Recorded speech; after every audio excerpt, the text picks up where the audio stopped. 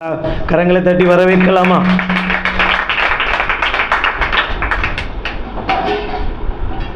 ஹல்லேலூயா. சந்தோஷமா இருக்கிறவங்க மட்டும் சத்தமா ஹல்லேலூயா சொல்லிடலாமா? சரி, நாங்களும் உங்களெல்லாம் பார்க்குறதுல ரொம்ப சந்தோஷப்படுறோம். பாஸ்டர் சொன்னது போல் நாங்கள் இன்னைக்கு காலையில் தான் ஒரு வார பிரயாணத்தை முடித்து காலையில் வந்தோம்.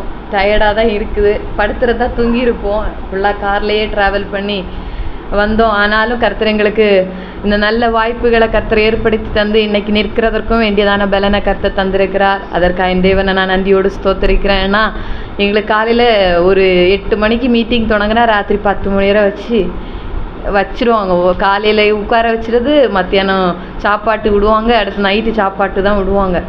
அப்படி 4 நாட்களும் அழகாய் நேர்த்தியாய் ஆசீர்வாதமாக ஊழியங்களை முடித்து இங்கே வருகிறதற்கு கர்த்தர் எங்களுக்கு உதவி செஞ்சார். இன்றைக்கி எனக்கு ரொம்ப ஆச்சரியம் என்னென்னா, பாஸ்டர் ஒரு வார்த்தை சொன்னாங்க. கழிஞ்ச மாதம் என்ன பிரசங்கம் பண்ணாங்க? கழிஞ்ச மாதம் வந்து அந்த சிஸ்டர் அவங்க எப்பொழுதும் ஜெபம் பண்ணி விழிச்சிடுங்க. பாஸ்டர் சொன்ன அடுத்த நாள் நானும் இதே பிரசங்கத்தை தான் எடுத்தேன். அப்போ எப்போவும் ஜெபம் பண்ணி எல்லாரையும் விழிச்சிருக்க சொல்லும். சரின்னு சொல்லிவிட்டு அந்த பிரசங்கத்தை தான் வெள்ளிக்கிழமை எடுத்து வச்சு சரி இந்த பிரசங்கத்தை பேசுவோம். ஏன்னா எனக்கு ஒரு பழக்கம் உண்டு, சும்மா இருக்கிற நேரம் ஏதாவது மெசேஜ் எடுத்து வச்சா யூஸ் ஆகுமே, எங்கேயாவது நம்மளை கூப்பிட்டா இந்த மெசேஜை கொடுக்கலாமேன்னு உள்ள ஒரு இது உண்டு. அதனால நான் அடிக்கடி சும்மா இருக்கும்போதெல்லாம் மெசேஜ் சும்மா சின்ன சின்ன மெசேஜை ப்ரிப்பேர் பண்ணுற ஒரு பழக்கம் உண்டு. அப்போ சரி இந்த மெசேஜை கொடுக்கலாம் அப்படின்னு சொல்லிட்டு யோசிச்சுட்டே இருந்தேன். அடுத்து திங்கக்கிழமை நாங்கள் சேலத்துக்கு போனோம். அங்கே வச்சு சரி அடுத்த அந்த வசனத்தை அந்த பிரசங்கத்தை திறக்கிறதுக்கே ஒரு மனசில் இஷ்டம் இல்லாமல் போச்சு. சரி இனி அடுத்த என்ன கொடுக்கலாம் ஏசப்பா அப்படின்னு சொல்லும்போது ஒரு வார்த்தையின் வழியாக ஆண்டவர் பேசிக்கொண்டே இருந்தார். அந்த வார்த்தையை ஒரு வாரம் முழுசும் இருந்து ப்ரிப்பேர் பண்ணி இன்னைக்கு ஏதோ ஆண்டவர் ஒரு வார்த்தையை பேசுகிறதற்கு கர்த்தர் சித்தம் கொண்டானாரானால் அந்த வார்த்தைக்கு தொடப்படுகிறதற்கும் ஆட்களை இங்கே வச்சிருப்பார். இல்லைன்னா ஆண்டவர் அந்த வார்த்தையின் வழியாக நம்மகிட்ட பேச மாட்டார். இந்த நேரத்தில் நாம் ஒரு நிமிஷம் ஆண்டவர்கிட்ட கேட்க போகிறோம். ஆண்டவரே, நமக்கு ஆண்டவர் எந்த வழியாயெல்லாம் நம்மள்கிட்ட பேசுவார்னு யார் சொல்லுவீங்களா? எந்த வழியில்? ஒருவேளை வார்த்தையின் வழியாக பேசுவார். வேற என்ன வழியாக பேசுவார்? என்ன வழியா? புரியலை. பாடல் வழியாக பேசுவார். வேற வசனத்தின் வழியா, ஜெபத்தின் வழியாக பேசுவார். அப்போது இதுக்கெல்லாம் ஆண்டவர் ஜெபத்தின் வழியாக பேசணும், வார்த்தையின் வழியாக பேசணும். அப்போது நம்ம அப்படி பேசணும்னா நம்ம எப்படி இருக்கணும்? ஆயத்தமாக இருக்கணும். ஜெபம் பண்ணி ஆண்டவரே இன்னைக்கு என்கிட்ட பேசுங்கப்பா, ஒரு வார்த்தை இல்லைன்னா ஒரே ஒரு வார்த்தை போதும். ஆண்டவர் தேற்றணும்னா ஒரே ஒரு நிமிஷம் போதும், ஒரே ஒரு வார்த்தை போதும். இந்த நேரத்தில் ஒரு நிமிஷம் கண்களை மூடி ஆண்டவர்கிட்ட கேட்க போகிறோம். ஆண்டவரே இன்னைக்கு ஏன் கூட பேசுங்கப்பா. நான் எல்லாருக்குள்ளேயும் ஏதோ ஒரு சூழ்நிலையோட தான் நம்ம இந்த இடத்துல கடந்து வந்திருக்கிறோம். நம்ம சும்மா எல்லாம் சர்ச்சைக்கு வர மாட்டோம். நமக்கு கஷ்டம் இல்லைன்னா, நமக்கு பாடுகள் இல்லைன்னா, நமக்கு பலவீனம் இல்லைன்னா நம்ம ஆண்டவரே தேடவே மாட்டோம். ஆண்டவரே எனக்கு ஒரு எதிர்பார்ப்பு இருக்கிறது, எனக்கு ஒரு தேவை இருக்குது ஏசப்பா. ஆண்டவர் இன்னைக்கு நான் என்ன நோக்கத்துக்காக இந்த இடத்துல வந்திருக்கிறேனோ அந்த நோக்கம் இந்த இடத்துல நிறைவேறணும். என்ன வார்த்தையை நான் எதிர்பார்த்து இந்த இடத்துல வந்திருக்கிறேனோ அந்த வார்த்தையை எனக்கு தாங்க ஆண்டவரே. நீங்கள் கண்டிப்பாக எனக்கு தந்தே தான் ஆகணும், கண்டிப்பாக நீங்கள் எங்களோடு பேசி தான் ஆகணும்னு சொல்லிட்டு ஒரு நிமிஷம் ஜெபம் பண்ணுங்க பார்ப்போம். சத்தத்தை உயர்த்தி ஆண்டவரே என்னோடு பேசுங்கப்பா, என்னோடு பேசுங்க ஆண்டவரே. ஆண்டவரே எனக்கு உள்ள ஒரு ஆவல் இருக்கு. மனுஷரால் தேற்ற முடியாத அநேக காயங்கள் என் உள்ளத்தில் இருக்குது. மனுஷரிடத்திலே சொல்ல முடியாத அநேக விதமான வேதனைகள் என் வாழ்க்கையில் இருக்குது. யார் என்னை தேற்றுவார்? யார் என்னை இதிலிருந்து விடுதலை ஆக்கக்கூடும்னு யாராவது நினைக்கிறீங்களா? ஆண்டவரத்தில் கேளுங்க. ஆண்டவரே வார்த்தைகளை அனுப்புங்க ஆண்டவரே, வசனத்தை அனுப்புங்கப்பா, எங்களை தேற்றுங்க ஆண்டவரே. உம்மால முடியும், உம்மால முடியும், உம்மால முடியும், உம்மால கூடாத காரியம் ஒன்றுமே இல்லை ஆண்டவரே. எங்களை தேற்றுங்க ஆண்டவரே. வார்த்தை அனுப்புங்க ஆண்டவரே. வார்த்தைகள் விடுதலை உள்ளதாய் வரட்டும், தீர்க்க தரிசனம் நிறைந்த வார்த்தைகளாய் வெளிப்படட்டும். மாம்சத்திலிருந்து பேசுகிற வார்த்தைகளாய் அல்ல, ஆவிலே நிறைந்து பேசுகிற வார்த்தைகளாய் வெளிப்படட்டும் ஆண்டவரே. இந்த இடத்தை விட்டு நாங்கள் போகும்போது துக்கத்தோடு அல்ல, சந்தோஷத்தோடு மடங்கி போகிறதற்கு வேண்டிய கிருபைகள் எனக்கு தாங்க ஆண்டவரேன்னு சொல்லுங்க. ஹல்லேலூயா, பிரைஸ் தி லார்ட், ஹல்லேலூயா. இயேசுவே நல்ல வார்த்தைகளோடு எங்களோடு பேசுங்க ஆண்டவரே. ஆண்டவரே நீங்கள் எங்களோடு இடைபடுங்க ஆண்டவரே. சோத்திரம் சுயமோ ஆண்டவரே மாம்சமோ இதில் வெளிப்படாத பேசாதபடிக்கு ஆவியிலே நிறைந்து ஆண்டவரே நான் வார்த்தைகளை பேசுகிறதற்கு கர்த்தரே எனக்கு கிருபை பாராட்டுவீராக ஜெபிக்கிறோம். கேட்கிற ஒவ்வொருவருடைய ஆண்டவரே செவிகளையும் கர்த்த திறந்து ஆண்டவரே ஸ்தோத்திரம் ஒரு பெரிய விடுதலையோடு நாங்கள் இந்த இடத்தை விட்டு கடந்து போக கர்த்தர் எங்களுக்கு உதவி செய்யுங்கப்பா. மீதியா நேரம் கூட இருப்பீராக. மீட்பர் மூல ஜெபங்களை ஜீவன நல்ல பிதாவே, ஆமென்.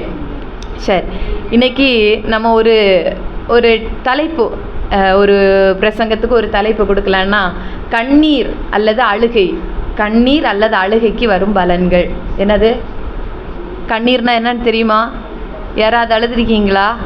நான் இந்த உலகத்தில் பிறந்த நாள்லேருந்து இதுவரை அழுததே இல்லைன்னு சொல்கிறவங்க மட்டும் கையை மட்டும் தூக்கி காட்டுங்களா. நான் இதுலேருந்து பிறந்ததுலேருந்து இத்தனை வருஷமாக என் கண்ணிலேருந்து ஒரு சொட்டு கண்ணீர் கூட வந்ததே இல்லை அப்படின்னு. பைபிளில் யாரெல்லாம் அழுதுருக்குறா? அன்னாள், ஆகார், இயேசு கண்ணீர் விட்டுருக்கிறாரு. வேற யோசேப்பு, ஏசா எழுதிருக்கிறாரு. இப்படி நிறைய பேர் ராகேல் எழுதிருக்கிறாங்க. இப்படி நம்ம பைபிள் அடிக்கிட்டே போனோம்னா நிறைய பேர் எடுக்கலாம். அப்போ நமக்கு இன்னைக்கு அடிக்கிட்டு போனால் ராத்திரி வரையிலும் உட்காந்து நான் ராத்திரி வரையும் பிரசங்கம் கேட்க ரெடியாக இருக்கிறவங்களோ அவங்க மட்டும் சத்தம் ஏற்றி சத்தம் ஒரு அல்லையோ சொல்லுங்க அப்பாடி. அப்போ சாயந்தரம் 4 மணி வரை பிரசங்கிச்சலாம் இன்னைக்கு. ஓகே, இன்னைக்கு கண்ணீர் அல்லது அழுகைக்கு வரும் பலன்கள். இப்போ முதல்ல நமக்கு எல்லாருக்கும் பரிச்சயமான எல்லாருக்கும் அறிமுகமான ஒரு ஆள் தான் ஆகார். ஆகார் எதுக்காக அழுதாங்க? பிள்ளை சாகிறது பார்க்கறதுக்கு முடியலை, அதனால தூரத்தில் போயிருந்து அழுதாங்க. அவங்க அழுத போது அவங்களுக்கு என்ன கிடைச்சிச்சு? தேவ வார்த்தை வந்துச்சு. ஒரு நீரூற்று அவங்க கண்டாங்க. ஆதியாகமும் 21 அதிகாரம் 15வது வசனத்தில் அந்த வசனம் இருக்குது. சத்தம் உயர்த்தி ஒருத்தவங்க வாசிக்கலாமே.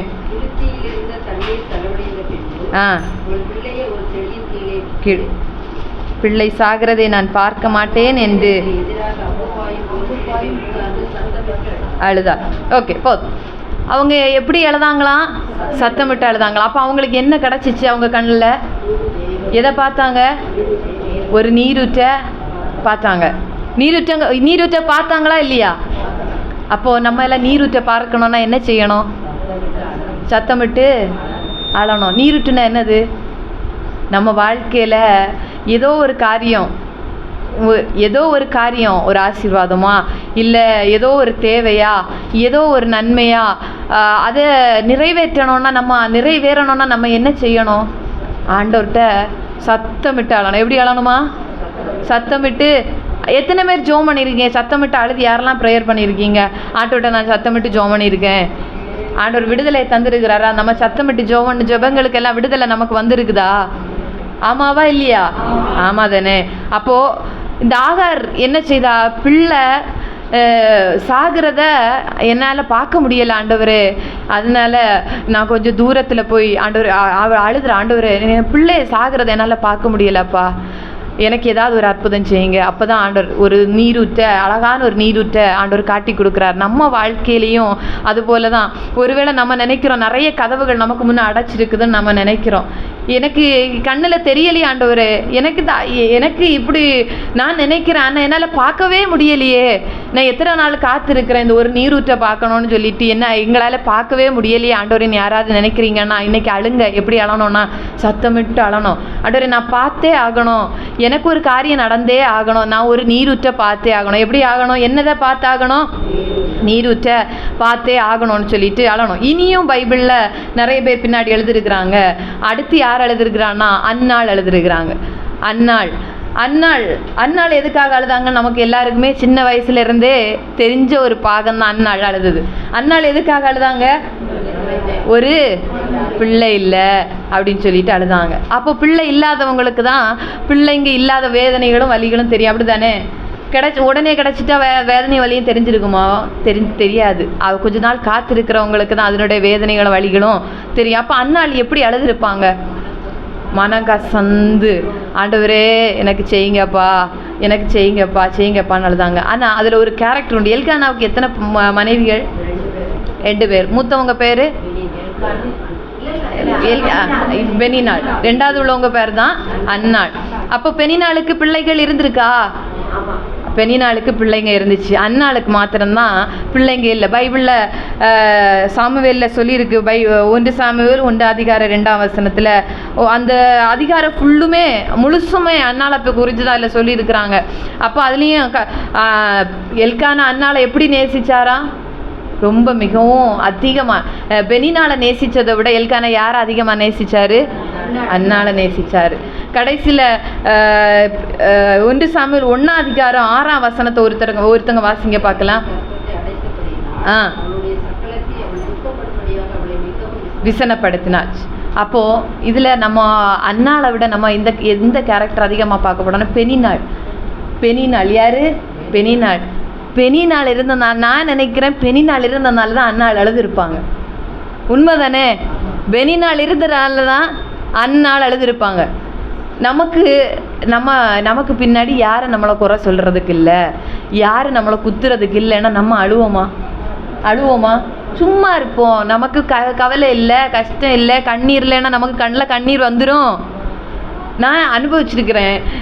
சில நேரம் ரொம்ப வருத்தமாக இருக்கும். அப்போது ஆண்டவர் சமூகத்தில் போய் ராத்திரி பகல் ஆண்டவரே செய்கிறாங்களே, சொல்கிறாங்களே, இப்படி பேசுகிறாங்களே, செய்யாததுக்கெல்லாம் நம்மளை போய் பேசுகிறாங்களேன்னு ஆனால் அடுத்து பிரச்சனைகள் எல்லாம் முடியும். அப்போ நம்ம தான் ஊருக்கே சூப்பர் ஹீரோ. நமக்கு தான் பிரச்சனை இல்லையே, பாடலி நம்ம எதுக்கு ஆண்டவரை தேட போகிறோம்? அதான் பாடு இல்லாமல் தானே வளரும், பிரச்சனை இல்லாமல் தானே வளரும். நமக்கு எதுக்கு ஆண்டவர்? அந்த அண்ணாவை பார்க்கும்போது பெனினாள் அவங்கள தினந்தோறும் குத்திகிட்டே இருந்தாங்க. உனக்கு பிள்ளை இல்லை. அவங்க குத்த அவங்க ஆண்டவர் சமூகத்தில் அழுதுகிட்டே இருந்தாங்க. ஆண்டவரே எனக்கு செய்யுங்கப்பா. அவங்க எவ்வளவுக்கு ஆண்டவர்கிட்ட கேட்டாங்களோ, ஆனால் ஆண்டவர் அவங்களுக்கு பதிலை கொடுத்தாங்களா இல்லையா? கொடுத்தாங்க. அதுபோல் நம்முடைய வாழ்க்கையிலையும் நம்ம நினைக்கிறோம் பெனினாள்னா எல்கானாவுக்கு இருந்த மூத்தவங்க, அப்படி எல்லாம் கிடையாது. ஒருவேளை நமக்கு வாழ்க்கை பெனினாள்னா யாரெல்லாம் இருப்பாங்க? குடும்பமாக இருக்கும், பக்கத்து வீட்டுக்காரங்களாக இருப்பாங்க, மாமனார் மாமியாராக இருப்பாங்க, இல்லை நம்ம பெற்றோர்களே நமக்கு ஒருவேளை பெனினாளாக தான் இருப்பாங்க. ஆமாவா இல்லையா? பிள்ளைங்க இருப்பாங்க, அடுத்து நம்ம உறவுக்காரங்க இருப்பாங்க, நம்ம க்ளோஸ் ரிலேஷன்ஸ் நெருங்கிய நண்பர்கள் கூட ஒருவேளை எப்படி இருப்பாங்க? நம்மளை எல்லாத்தையும் செஞ்சு விட்டுட்டு கடைசியில் நம்மளை கோர்த்து விட்டுட்டு நீ தானே எல்லாம் செஞ்சுட்ட அப்படின்னு சொல்கிறவங்களாம் இருப்பாங்க. நம்மளை சிலர் என்னதான் நம்ம நல்லா செஞ்சாலும் நம்மளை ஒருத்தர் குத்திட்டு நீ தான் செஞ்ச, உன்னால் ஒன்றும் முடியாது, உன்னால் ஒன்றுமே நடக்காது, உன்னால் ஒன்றுமே செய்ய முடியாது, நீதான்னு சிலர் நம்மளை தாக்கிட்டே இருப்பாங்க. எப்போவுமே என்ன செய்வாங்க? தாக்கிட்டே நடப்பாங்க. இவங்க எல்லாரும் என்ன எந்த கேட்டகரி தான்? பெனினாள் கேட்டகரி தான். அப்போ நம்ம இனி நினைக்கணும், ஒரு ஆள் நம்மளை குத்துறாங்கன்னா இவங்களுக்குள்ள என்ன ஆவி இருக்குது? பெனினாளின் ஆவி இருக்குது. அப்போ அவங்க அந்த பெனினாள் இருக்கிறனால தான் நம்ம யாரை தேடுறோம்? கர்த்தரை தேடுறோம். அப்போ நம்ம இன்னையிலேருந்து என்ன ஜெபம்? ஆண்டவரே எனக்கு ஒரு பெனினாளை இல்லை ஏசப்பா, எனக்கு 1000 பெனினாள்களை தாருங்க ஆண்டவரே, வீட்டுக்கு முன்னாடியும் பின்னாடியும் பக்கத்துலேயும் அப்படி கேட்கணும். அப்போ தானே நம்ம ஆண்டவரை தேடுவோம். ஒரு பெனினாள் இருந்தால் 1 மணி நேரம் ஆண்டவரை தேடுவோம். 2 பெனினாள் இருந்தால் எத்தனை மணி நேரம் தேடுவோம்? 2 மணி நேரம் தேடுவோம். சிலர் 1 மணி நேரமே தேட மாட்டோம், 10 நிமிஷம் 5 நிமிஷம் தான் தேடுவோம், அது வேற விஷயம். அப்போது நமக்கு 1000. அப்போ நம்ம எப்படி கேட்கணும்னா, நம்ம இப்போவும் ஆண்டவர்கிட்ட கேட்கக்கூடாது, ஆண்டவர் என் பிரச்சனையெல்லாம் மாற்றுங்கப்பா. பிரச்சனையை மாற்றினா ஆண்டவர் எதுக்கு நமக்கு? அப்படி தானேங்க? பிரச்சனை இல்லைன்னா ஆண்டவர் நமக்கு எதுக்கு? பிரச்சனையை மாற்றணும்னா ஆண்டவரை நம்ம தேடுறோம். அப்போ பிரச்சனை இல்லாத நம்ம சந்தோஷமாக வாழ்ந்து ஆண்டவர் எதுக்கு? நம்ம சந்தோஷமாக தானே இருக்கிறோம், நம்ம துக்கம் இல்லாமல் தானே இருக்கிறோம், நம்ம கண்ணீர் இல்லாமல் தானே இருக்கிறோம். இன்னையிலேருந்து நம்ம என்ன கேட்கணும்? நான் பிரச்சனை மாறணும்னு ஜெபம் பண்ணாதுங்க. என்ன செய்யாதுங்க? ஜெபம் பண்ணாதுங்க. ஆண்டவர் எனக்கு பிரச்சனையை மாற்றும். சிலர் பிரச்சனையை மாறணும் முதல் கட்டு போடணும், அடுத்த நாளும் 2ஆவதும் கட்டணும். ஆண்டவர் எனக்கு இந்த பிரச்சனை மாறணும் ஆண்டவர். அப்போ காலையில் கட்டு போடணும். நான் என்ன நினைக்கிறேன்? 7 நாளும் பிரச்சனை மாறணும்னு ஜெபம் பண்ணணும். அப்போ எப்படி அந்த பிரச்சனை உள்ளே வருது? காலையில் ஜெபம் பண்ணுறோம், பிரச்சனை மாறணும்னு ஜெபம் பண்ணுறோம், அடுத்த நாள் காலையிலையும் ஜெபம் பண்ணுறோம். அப்படி எல்லா ரெகுலராக 7 நாளும் ஜெபம் பண்ணுறோம். ஆண்டவரே இந்த பிரச்சனையை மாற்றும். அப்போ இந்த கேப்பில் எப்படி பிரச்சனை உள்ளே வருது?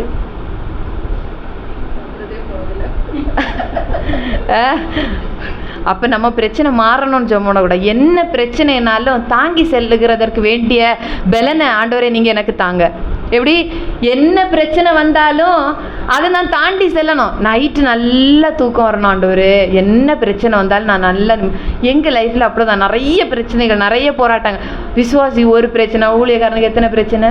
1000 பிரச்சனை. உங்கள் பிரச்சனையில் யார்கிட்ட போய் சொல்லுவீங்க? ஊழியக்காரங்கிட்ட சொல்லுவாங்க. ஊழியக்காரங்க பிரச்சனை யார்கிட்ட போய் சொல்ல முடியும்? அப்போ ஏசப்பாட்டா. அப்போ உங்கள் பிரச்சனை டைரெக்டாக ஏசப்பாட்டே சொல்லிட்டா அது நடக்காதுல்ல. எப்படி நமக்கு நம்ம பாரத்தை யார்ட்டையா ஒரு ஆள்கிட்ட இறக்கி வச்சாதான் நமக்கு நிம்மதி. அப்போ ஊழியக்காரங்களுக்கு எப்படி இருக்கும்? அப்போது இனி அவங்க எல்லாம் நம்மள்ட்ட இறக்கி வைக்காங்க. அப்போ நம்மளும் ஒவ்வொரு விசுவாசிட்டே போய் எங்கள் பிரச்சனை இப்படி ஆக்கம் சிஸ்டர், இப்படி ஆக்கம் பிரதர், எங்கள் குடும்பத்தில் இப்படி ஆக்கம் கேட்டுக்கிடுங்க அப்படின்னு சொன்னால் எப்படி? அப்போ அந்த சிஸ்டர் அடுத்து சொல்லும், பாஸ்டருக்கே இந்த பிரச்சனை பாருங்க. அப்போ இனி நம்ம பாஸ்டர்கிட்ட போய் இந்த கதையை சொல்லுவோமா? அப்போது நமக்குள்ள பிரச்சனையை நம்ம சொல்லுவோம். அப்போ நமக்கும் பிரச்சனை இருக்குது, அவங்களுக்கும் பிரச்சனை இருக்குது. அவங்க யார்கிட்ட சொல்லுவாங்க? யார்கிட்டையும் சொல்ல முடியாது. உள்ளத்துக்குள்ளாச்சும் குமுறிட்டே, ஆண்டவரே நீங்கள் தான் செய்யணும், எங்களுக்கு யாருமே இல்லை ஆண்டவரே. அவங்கள்ட்ட சொன்னால் என்ன சொல்லுவாங்க? ஒன்றினா நீங்கள் நல்லா இல்லை பாஸ்டரை குறை சொல்லுவாங்க, இல்லைனா பாஸ்டம்மாவை குறை சொல்லுவாங்க. அப்போது யார்கிட்ட சொல்ல முடியும்? ஆண்டோட்ட. நீங்கள் என்ன சொல்லுவீங்க? பாஸ்டம்மா, பாஸ்டர் எனக்கு இப்படி ஒரு கவலையாக்கம் பாஸ்டர், எனக்கு இப்படி ஒரு கஷ்டமாக்கும்னு சொல்லிட்டு நம்ம யார்கிட்ட சொல்லுவோம்? பாஸ்டர்கிட்ட சொல்லுவோம். ஆனால் நம்ம யார்கிட்ட சொல்லணும்னா ஆண்டோட்ட சொல்லணும். பாஸ்டர்கிட்ட சொல்கிற தப்பு இல்லை, 100க்கு 100. நீங்கள் ஆண்டோ ஊழியக்காரன்கிட்ட சொல்லி ஜபிக்கிறது 100க்கு 100 கரெக்டு தான் நான் சொல்லுவேன். சில காரியங்களை சிலது நம்மள்ட்ட பாஸ்டர்கிட்ட சொன்னாலுமே நமக்கு ராத்திரி தூக்கம் வராதுல்ல, அப்படி தானே? சில பிரச்சனைகள் வரும்போது பாஸ்டர்கிட்ட இல்லை, பெரிய பெரிய தீர்க்கதரிசிட்ட சொன்னால நமக்கு தூக்கமே வராது, ஏன்னா அவ்வளோ கவலை. ஆனால் எங்களுக்கு நாங்கள் ஆண்டோட்ட சொல்லிட்டு ராத்திரி நல்லா தூங்குவோம். ஜோம் பண்ணிட்டு என்னதான் தலை போகிற பிரச்சனை வந்தாலும் எங்களுக்கு ராத்திரி தூக்கம். எத்தனை பேருக்கு நிறைய எனக்கு பிரச்சனை வரும்போது ராத்திரி எனக்கு தூக்கமே வராதுன்னு சொல்கிறவங்க மட்டும் ஒரு சத்தம் ஒரு அல்லேலூயா சொல்லுங்களேன். சொல்ல மாட்டீங்களே? வராதா? வராது. ஆனால் நான் எனக்கு லைஃப்பில் அனுப்பிச்சிருக்கேன். என்னதான் தலை போகிற பிரச்சனை வந்து ராத்திரி மூக்கால இல்லை, காலையிலேருந்து ராத்திரி வரை அழுதாலும் ராத்திரி நல்ல தூக்கம் வரும். என்ன பிரச்சனை வந்தாலும் யார் போனாலும் வந்தாலும் எனக்கு நல்ல தூக்கம் வரும். எனக்கு எப்படி வரும்? தூக்கம் வரும். அப்போ நம்ம ஆண்டோட்ட கேட்கணும். என்ன பிரச்சனை வந்தாலும் தாண்டி செல்லுகிறதுக்கு வேண்டிய பலன் ஆண்டோட்ட கேட்கணும். பிரச்சனை வாழ்க்கையில் வராதுன்னு சொல்ல முடியும். கிறிஸ்தவ வாழ்க்கைனாலே பிரச்சனை நிறைஞ்சது தான். ஆண்டவரே எனக்கு பிரச்சனையை மாற்றும், இந்த கல்லை எடுத்து மாற்றி போடும், இந்த பக்கத்து வீட்டுக்காரங்களை எடுத்து மாற்றி போடும், எதிர் வீட்டுக்காரங்களை எடுத்து மாற்றி, அவங்க இருக்கிறது நல்லது. நம்ம ஆண்டவர் ஒருபடி கூட பார்க்கணுன்னா இந்த மாதிரிப்பட்ட பெரிநாள்கள் இருக்கிறது நல்லது. அப்போ உங்களுக்கு யாராவது உங்களுக்கு இப்படி ஆட்கள் இருக்கிறாங்கன்னு நீங்கள் சொல்லுங்கள், ஆண்டவரே இந்த பெண்ணினால எனக்கு முன்ன வச்சிருக்கிறதுக்கு உமக்கு ஸ்தோத்திரம். அப்படி யாராவது சொல்ல முடியுமா? யாராவது சொல்ல முடியுமா? எப்படி மனசு வரும்? எப்படி மனசு வரும்னு கேட்குறேன். கழிஞ்ச வாரம் ஒருத்தங்கிட்ட ஃபோனில் பேசிகிட்டே இருந்தேன்.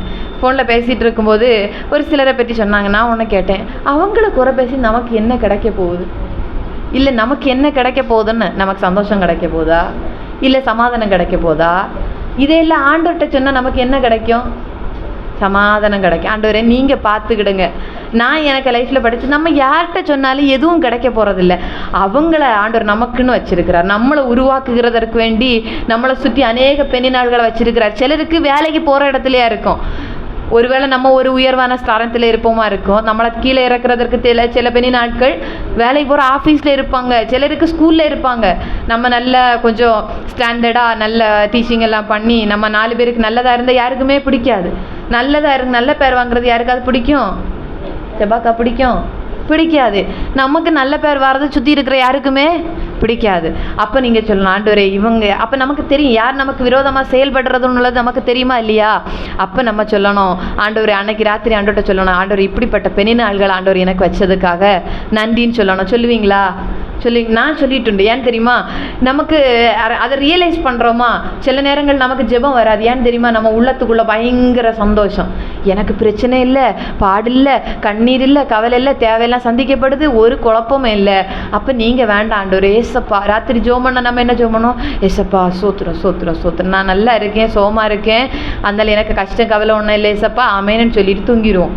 அதே இது அன்னைக்கு ஒரு பாடோட இருந்திருப்பீங்கன்னா நம்ம எத்தனை மணி நேரம் அழுதுருப்போம் ஆண்டவர் சமூகத்தில்.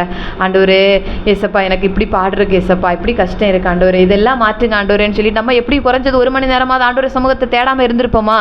அப்போது நமக்கு பாடுகள் இருந்தால் தான் நம்ம ஆண்டவரை தேடுவோம்.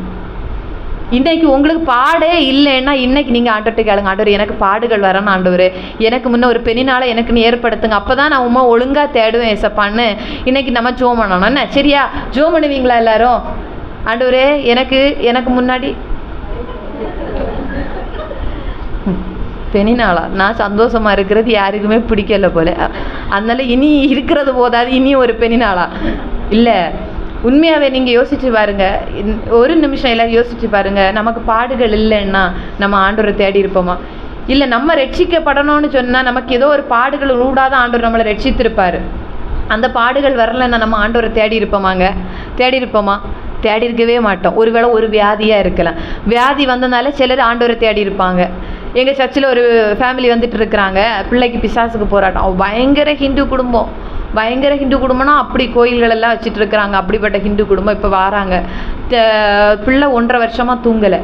அந்த பிள்ளை தூங்காததுனால நாங்கள் திடீர்னு போகிறோம், ப்ரேயர் பண்ணுறதுக்கு போகிறோம், இப்படி தூங்கலை அப்படிங்கிறாங்க எங்கிட்ட. சரி, நாங்கள் சொன்னோம் ஏதோ பிசாசுக்கு போராட்டம், அவளை பார்த்தா தெரியுது, அதனால சர்ச்சுக்கு கூட்டிகிட்டு வாங்க, ஜோம் பண்ணுவோன்னு சர்ச்சுக்கு கூட்டிகிட்டு வந்தோம். அவங்க சொல்லிவிட்டு அடுத்த வாரம் அவங்க சர்ச்சுக்கு வர ஆரம்பித்தாங்க. அவங்க பாடுகள் இல்லைன்னு ஆண்டவர் தேர்த்து விட்டாங்களா? அவங்களுக்கு அந்த பிள்ளைக்கு தூக்கம் வரலன்னு அவர்களுக்கு ஆண்டவர் யாருன்னு தெரிஞ்சிருக்குமா? அவங்களுக்கு இப்படி ஒரு சூழ்நிலை ஆண்டவர் அது அனுமதிச்சு ஆண்டவர் அறிய வச்சிருக்கு. இதே போல தான் நமக்கும் ஆண்டவர் சில பாடுகளை நம்முடைய வாழ்க்கையில் தரலைன்னு சொன்னால் நமக்கு ஆண்டவர் யாருன்னு தெரிஞ்சிருக்காது. நம்ம ஆண்டவரை தேடி இருக்கவே மாட்டோம், அப்படி தானே? அப்போ நம்ம இன்னையிலேருந்து என்ன கேட்க போகிறோம்? ஆண்டவரே, என் வாழ்க்கையில் பெனினால தாங்க. ஆண்டவரே, எப்படி சத்தமா சொல்லுங்க, நிறைய பெனி நாட்களை. அப்ப பெனி நாள் என்ன செஞ்சாங்க? தினந்தோறும் துக்கப்படுத்தவும் விசனப்படுத்தவும் தொடங்கினாங்க. அங்கே பெனி நாள் மட்டும் இல்லை, அந்நாளுக்கு இனியும் ஒரு ஆள் பேசினாங்க. அந்நாளுக்கு பின்னாடி யார் பேசினா? அண்ணால வேற இனி ஒரு ஆள் துக்கப்படுத்தினாங்க. யாரு? ஏலி கூட ஒரு ஊழியக்காரன், ஒரு ஆசாரியனுக்கு கூட அந்த அவங்களுக்குள்ளே இருக்கிற பாரம் தெரியல. ஆனால் ஆண்டவர் யாருக்குமே தெரியாத பாரங்கள் எல்லாம் யாருக்கு தெரியுங்க?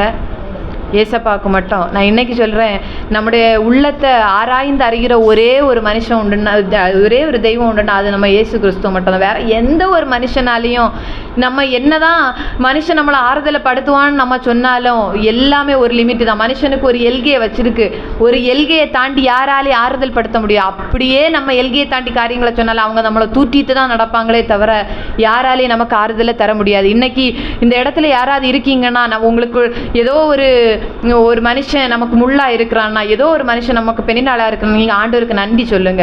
ஆண்டவரே, நான் நன்றி சொல்கிறேங்க, நான் நன்றி சொல்கிறேன். எனக்கு யாரும் எங்களை குத்தாமல் கிடையாது, யாரும் எங்களை வேதனைப்படுத்தாமல் கிடையாது. நாங்கள் கிறிஸ்துவுக்குள்ள சந்தோஷமாக இருக்கிறோன்னா எங்களையும் குத்திட்டு தான் இருக்கிறாங்க, எங்களுக்கும் வேதனை இருந்துகிட்டே இருக்கு. ஆனால் நாங்கள் கிறிஸ்துவுக்குள்ள சந்தோஷம். அவங்க இருக்கிற நல்லது.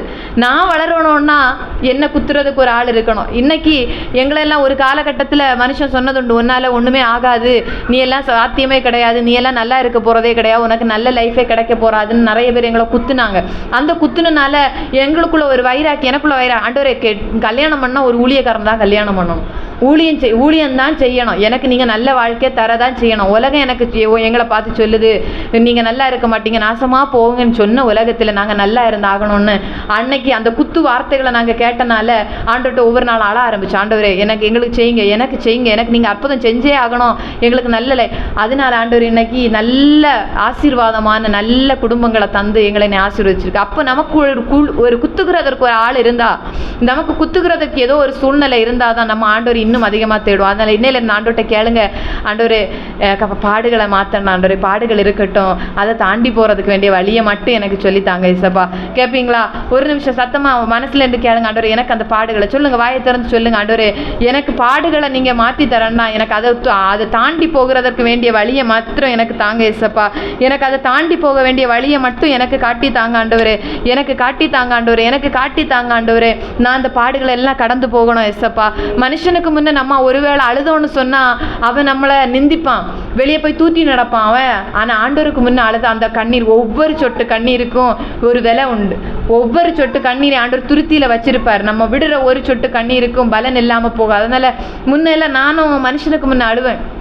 திருமணமான புதுசில் எனக்கு யாரை பார்த்தாலும் அழுக வந்துடும். நாங்கள் கடந்து போன சூழ்நிலைகள் எல்லாம் பார்க்கும்போது எதுவுமே எங்கள் கையில் இல்லையே, இப்படியெல்லாம் நாங்கள் கஷ்டப்பட வேண்டியதாக இருக்குது. அப்போ ஒரு ஊழியக்காரங்க எனக்கு சொல்லி தந்தாங்க, யாருக்கு முன்னே அழக்கூடாது, ஆண்டவருக்கு முன்னே மட்டும் நீ அழு. இன்னைக்கு மனுஷனுக்கு முன்னே என்னதான் காரி துப்பிட்டால் அழுகையே வரல. இன்றைக்கி என்ன தான் செஞ்சாலும் அழுகையே வர்றதில்லை. ஆண்டவரே, எல்லாத்தையும் நான் மனசுக்குள்ளே வச்சுருப்பேன்.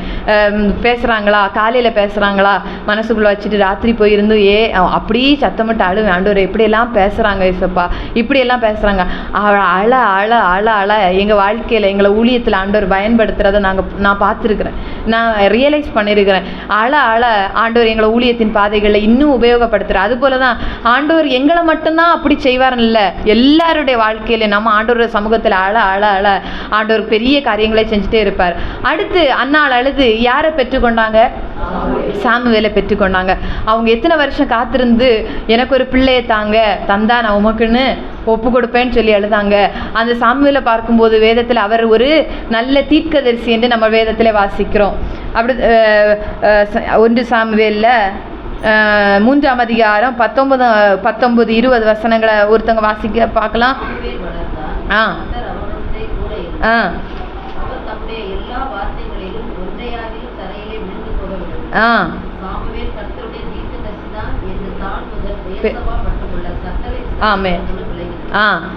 அவர் நம்ம பைபிளை வாசிக்கும் போது சாமுவேல் ஒரு நல்ல ஒரு தீர்க்கதரிசின்னு சொல்லும்போது அவர் தீர்க்கதரிசியாக இருந்திருக்கிறாரு. அவர் உயிரோடு இருந்த நாட்கள் எல்லாம் நியாயம் விசாரிச்சிருக்கிறார். இஸ்ரவேல் ஜனங்களை நியாயம் விசாரிக்கத்தக்கதான ஒரு நல்ல அவர் காலத்தில் தான் ராஜாக்கள் அபிஷேகம் பண்ணப்பட்டிருக்கிறாங்க. முதல்ல சாமுவேல் தீர்க்கதரிசி தான் சவுலையும் தாவீதையும் அபிஷேகம் பண்ணியிருக்கிறாரு. யோசிச்சு பாருங்க, அவங்க காத்திருந்தாங்க. ஒருவேளை உடனே கிடச்சிருந்தா அவர் தீர்க்கதரிசி ஆயிருப்பாரோ என்னவோ தெரிஞ்சிருக்கிறாரு. அவங்க அழலைன்னா அவர் தீர்க்கதரிசி ஆகியிருப்பாங்களோன்னு தெரிஞ்சிருக்கிறார். அவங்க அழுது காத்திருந்து குத்துவாக்குகளை கேட்டு அவங்க நொறுங்கி போய் ஆண்டவரே எனக்கு செய்யுங்க, எனக்கு செய்யுங்க, எனக்கு தாங்க, ஒரு குமாரனை தாங்க, எனக்கு ஒரு பிள்ளையை தாங்கன்னு கேட்டு வாங்கி அவங்கள ஆண்டவருக்கு ஒப்பு கொடுத்து அவனுடைய மேன்மையை பாருங்க. அவருடைய வார்த்தை ஒரு புஸ்தகமாகவே வேதத்தில் அமர்ந்திருக்கு. அதுபோல தான் நம்மளும் ஒரு வேளை காத்திருக்கிறோமா, சில காரியத்துக்கு வேண்டி காத்திருக்கிறோமா, சோர்ந்து போகாதீங்க. இந்த வருஷம் நடக்கலையே, இந்த மாசம் நடக்கலையே, இப்போ நடக்கலையே, நான் இப்போ கேட்டேனே ஆண்டவர் எனக்கு செய்யலையே, மற்றவங்களுக்கு முன்னே ஆண்டவர் என்ன கைவிட்டுட்டாரேன்னு நினைக்காதுங்க. ஒருவேளை மனுஷன் நம்மளை நிந்திக்கலாம், உனக்கு இல்லை, உனக்கு கிடைக்க போறதில்லை, அப்படி சொல்றாங்களா நீங்க நினைச்சுக்கிறோம். நமக்கு தான் ஆண்டவர் மேலானவைகளை வச்சிருக்கிறாரு. அவங்களுக்கு உடனே ஒருவேளை ஆசீர்வாதங்களை பார்த்துருக்கலாம், அவங்களுக்கு உடனே தேவைகள் சந்திக்கப்பட்டிருக்கிறான். நமக்கு கொஞ்சம் டிலே ஆகிருக்கலாம் ஒரு தேவை சந்திக்கப்படுகிறதுக்கு. நீங்க நினைச்சுக்கோங்க, ஆண்டவர் அதை அவங்களுக்கு அது ஒரு மேன்மை இல்லாத விஷயமா இருந்தா நமக்கு ஆண்டவர் அதை தரும்போது கொஞ்சம் காத்திருப்புகளுக்கு பின்பு அதை நமக்கு தரும். அது ரொம்ப விலையேற பெற்றதா இருக்கும். அது எப்படி இருக்கும்? விலையேற பெற்றதா இருக்கும். அதை நினைச்சு ஒவ்வொரு நாட்களும் நம்ம ஆண்டவருக்கு நன்றி சொல்லத்தக்கதான விதத்தில் ஆண்டவர் நமக்கு தரும்போது தருவார். அப்படிதானே? அப்படி நம்புறீங்களா? ஆண்டவர் எனக்கு கொஞ்சம் டிலே பண்ணி தந்தாலும், கொஞ்சம் லேட்டா எனக்கு தந்தாலும் அதை எனக்கு ஆண்டவர் ரொம்ப ஆசீர்வாதம் உள்ளதா தருவாருன்னு நம்புறவங்க மட்டும் சத்தமா ஒரு அல்லேலூயா சொல்லுங்க, வாயை திறந்து சொல்லுங்க. ஒரு வார்த்தை ஆண்டவர்கிட்ட சொல்லுங்க, ஆண்டவரே நீங்க தாமதிச்சாலும் பிரச்சனை இல்லை, ஆனா தரும்போது எனக்கு பெஸ்டா தாங்கப்பா. எனக்கு தாமதமானாலும் எனக்கு பிரச்சனை கிடையாது, ஆனா எனக்கு பெஸ்டா தரணும். நான் கண்ணீர் வடிக்கிறேன். நமக்கு தாமதங்கள் வரும்போது கண்ணீர் தானாகவே நம்முடைய கண்களிலிருந்து புறப்படும். கண்ணீர் நமக்கு தானாகவே, யாரும் சொல்லணும்னு இல்லை, யாரும் நம்மளை குத்தணும்னு கூட கிடையாது. தாமதங்கள் வரும்போது கண்ணீர் தானா தார ஆண்டவரே எனக்கு முடியலையே, மற்றவங்களுக்கு முன்ன போய் நிற்க முடியலையே, என்னால மற்றவங்க இப்படியெல்லாம் என்ன ஏளனமா பேசுறாங்களே, என்ன எதுலையும் ஏத்துக்க மாட்டேங்கிறாங்களே, என்ன எல்லாரும் ஒதுக்கி வைக்கிறாங்களேன்னு உள்ள சூழ்நிலைகள் வரும்போது ஆண்டவர் நம்முடைய கண்ணீரை நம்ம பார்த்துட்டே இருக்கிறாரு. ஆண்டவர் நமக்கு நினைக்கிறாரு, இது மற்றவங்களுக்கு கொடுத்ததை விட நமக்கு ஒரு விலையேற பெற்ற ஒரு கிஃப்ட் ஆண்டவர் கொடுக்கணும்னு நினைக்கிறாரு. விசுவாசத்தோடு ஒரு நிமிஷம் ஆண்டவர்கிட்ட சொல்லுங்க, ஆண்டவரே நான் தாமதமா இருந்தால், நீங்க எனக்கு தாமதமா தந்தாலும் அது உம்முடைய சித்தப்படி தான் நடக்கிறது, உம்முடைய சித்தம் தான், தாமதமா தர்றது உம்முடைய சித்தம் தான். எனக்கு ஒரு விலையேற பெற்றதான ஒரு பொக்கிஷத்தை எனக்கு தாங்க ஆண்டவரே. மனுஷன் இதை புகழ்ந்து சொல்லத்தக்கதான் மேன்மையா, இது ஆண்டவராலே நடந்துச்சு, இது ஆண்டவர் தான் செஞ்சு முடிச்சாருன்னு சொல்லத்தக்கதான அளவிலே எனக்கு அது ஒரு விலையேற பெற்றதா எனக்கு தாங்க ஏசப்பான்னு சொல்லி நீங்க என்னையிலேருந்து இந்த ஜெபம் முடிஞ்ச பிறகும், ஜெபம் முடிஞ்சு நீங்க வீட்டுக்கு போன பிறகும் நீங்க ஆண்டவர்கிட்ட சொல்லுங்க, அறிக்கை பண்ணுங்க, கிடைச்சிச்சு ஆண்டவரே, நீங்க செஞ்சிட்டீங்கப்பா, நீங்க எனக்கு லேட்டா தந்தாலும் எனக்கு அது ரொம்ப விலையேற பெற்றதா எனக்கு தர போறீங்க ஆண்டவரேன்னு சொல்லி இன்னையிலேருந்து நீங்க ஜெபிக்க நம்முடைய தடைகள் விலகுகிறத நம்ம பார்க்க முடியும். ஜெபித்து நம்ம கண்ணீர் ஆண்டவருக்கு முன்னாடி செலுத்த நம்முடைய வாழ்க்கையில் ஏதோ ஒரு மாற்றத்தை ஆண்டவர் செய்கிறத நம்மளால நம்முடைய கண்களாலேயே, நம்முடைய மாம்ச கண்களாலேயே அதை பார்க்கிறதற்கு நமக்கு ஆண்டவர் உதவி செய்வாருங்க. 3வது ஒரு மனுஷனை பார்க்க போறோம், எல்லாரும் யாக்கோபை பற்றி நம்ம படிப்போம், ஏசாவை பற்றி நம்ம யாரும் ரொம்ப படிக்க மாட்டோம். ஏன்னா என்ன, ஏசா யாரு? ஏசா யாரு? ஏசா யாரு? ஈசாக்கோட பையன். ஏசா யாரு? ஏசாக்கும் யாக்கோபுக்கு என்ன பிரச்சனை? அவருக்குள்ள ஆசீர்வாதத்தை எல்லாம் தம்பி வந்து வாங்கிட்டு, அண்ணன் வர்றதுக்கு முன்னே தம்பி வந்து வாங்கிட்டு போயிட்டார். ஆனால் தம்பி வந்து வாங்கிட்டு போட்டார். ஒரு கோபமும் ஒரு வெறியும் அவருக்குள்ளே இருந்தாலும் ஈசாக்கிட்ட வந்து அழுறாரு. ஒரு ஆசீர்வாதம் ஆகிலும் ஈசாக்கு நோக்கி, தகப்பனே ஒரு ஆசீர்வாதமாகிலும் எனக்கு தாங்க ஆண்டவரே, ஒரு ஆசீர்வாதம். பைபிளில் அது சொல்லப்பட்டிருக்கிறது. எனக்கு ஒரு ஆதியாகமம் 27 அதிகாரம் 38 வசனத்தில் வாசிங்கம்மா.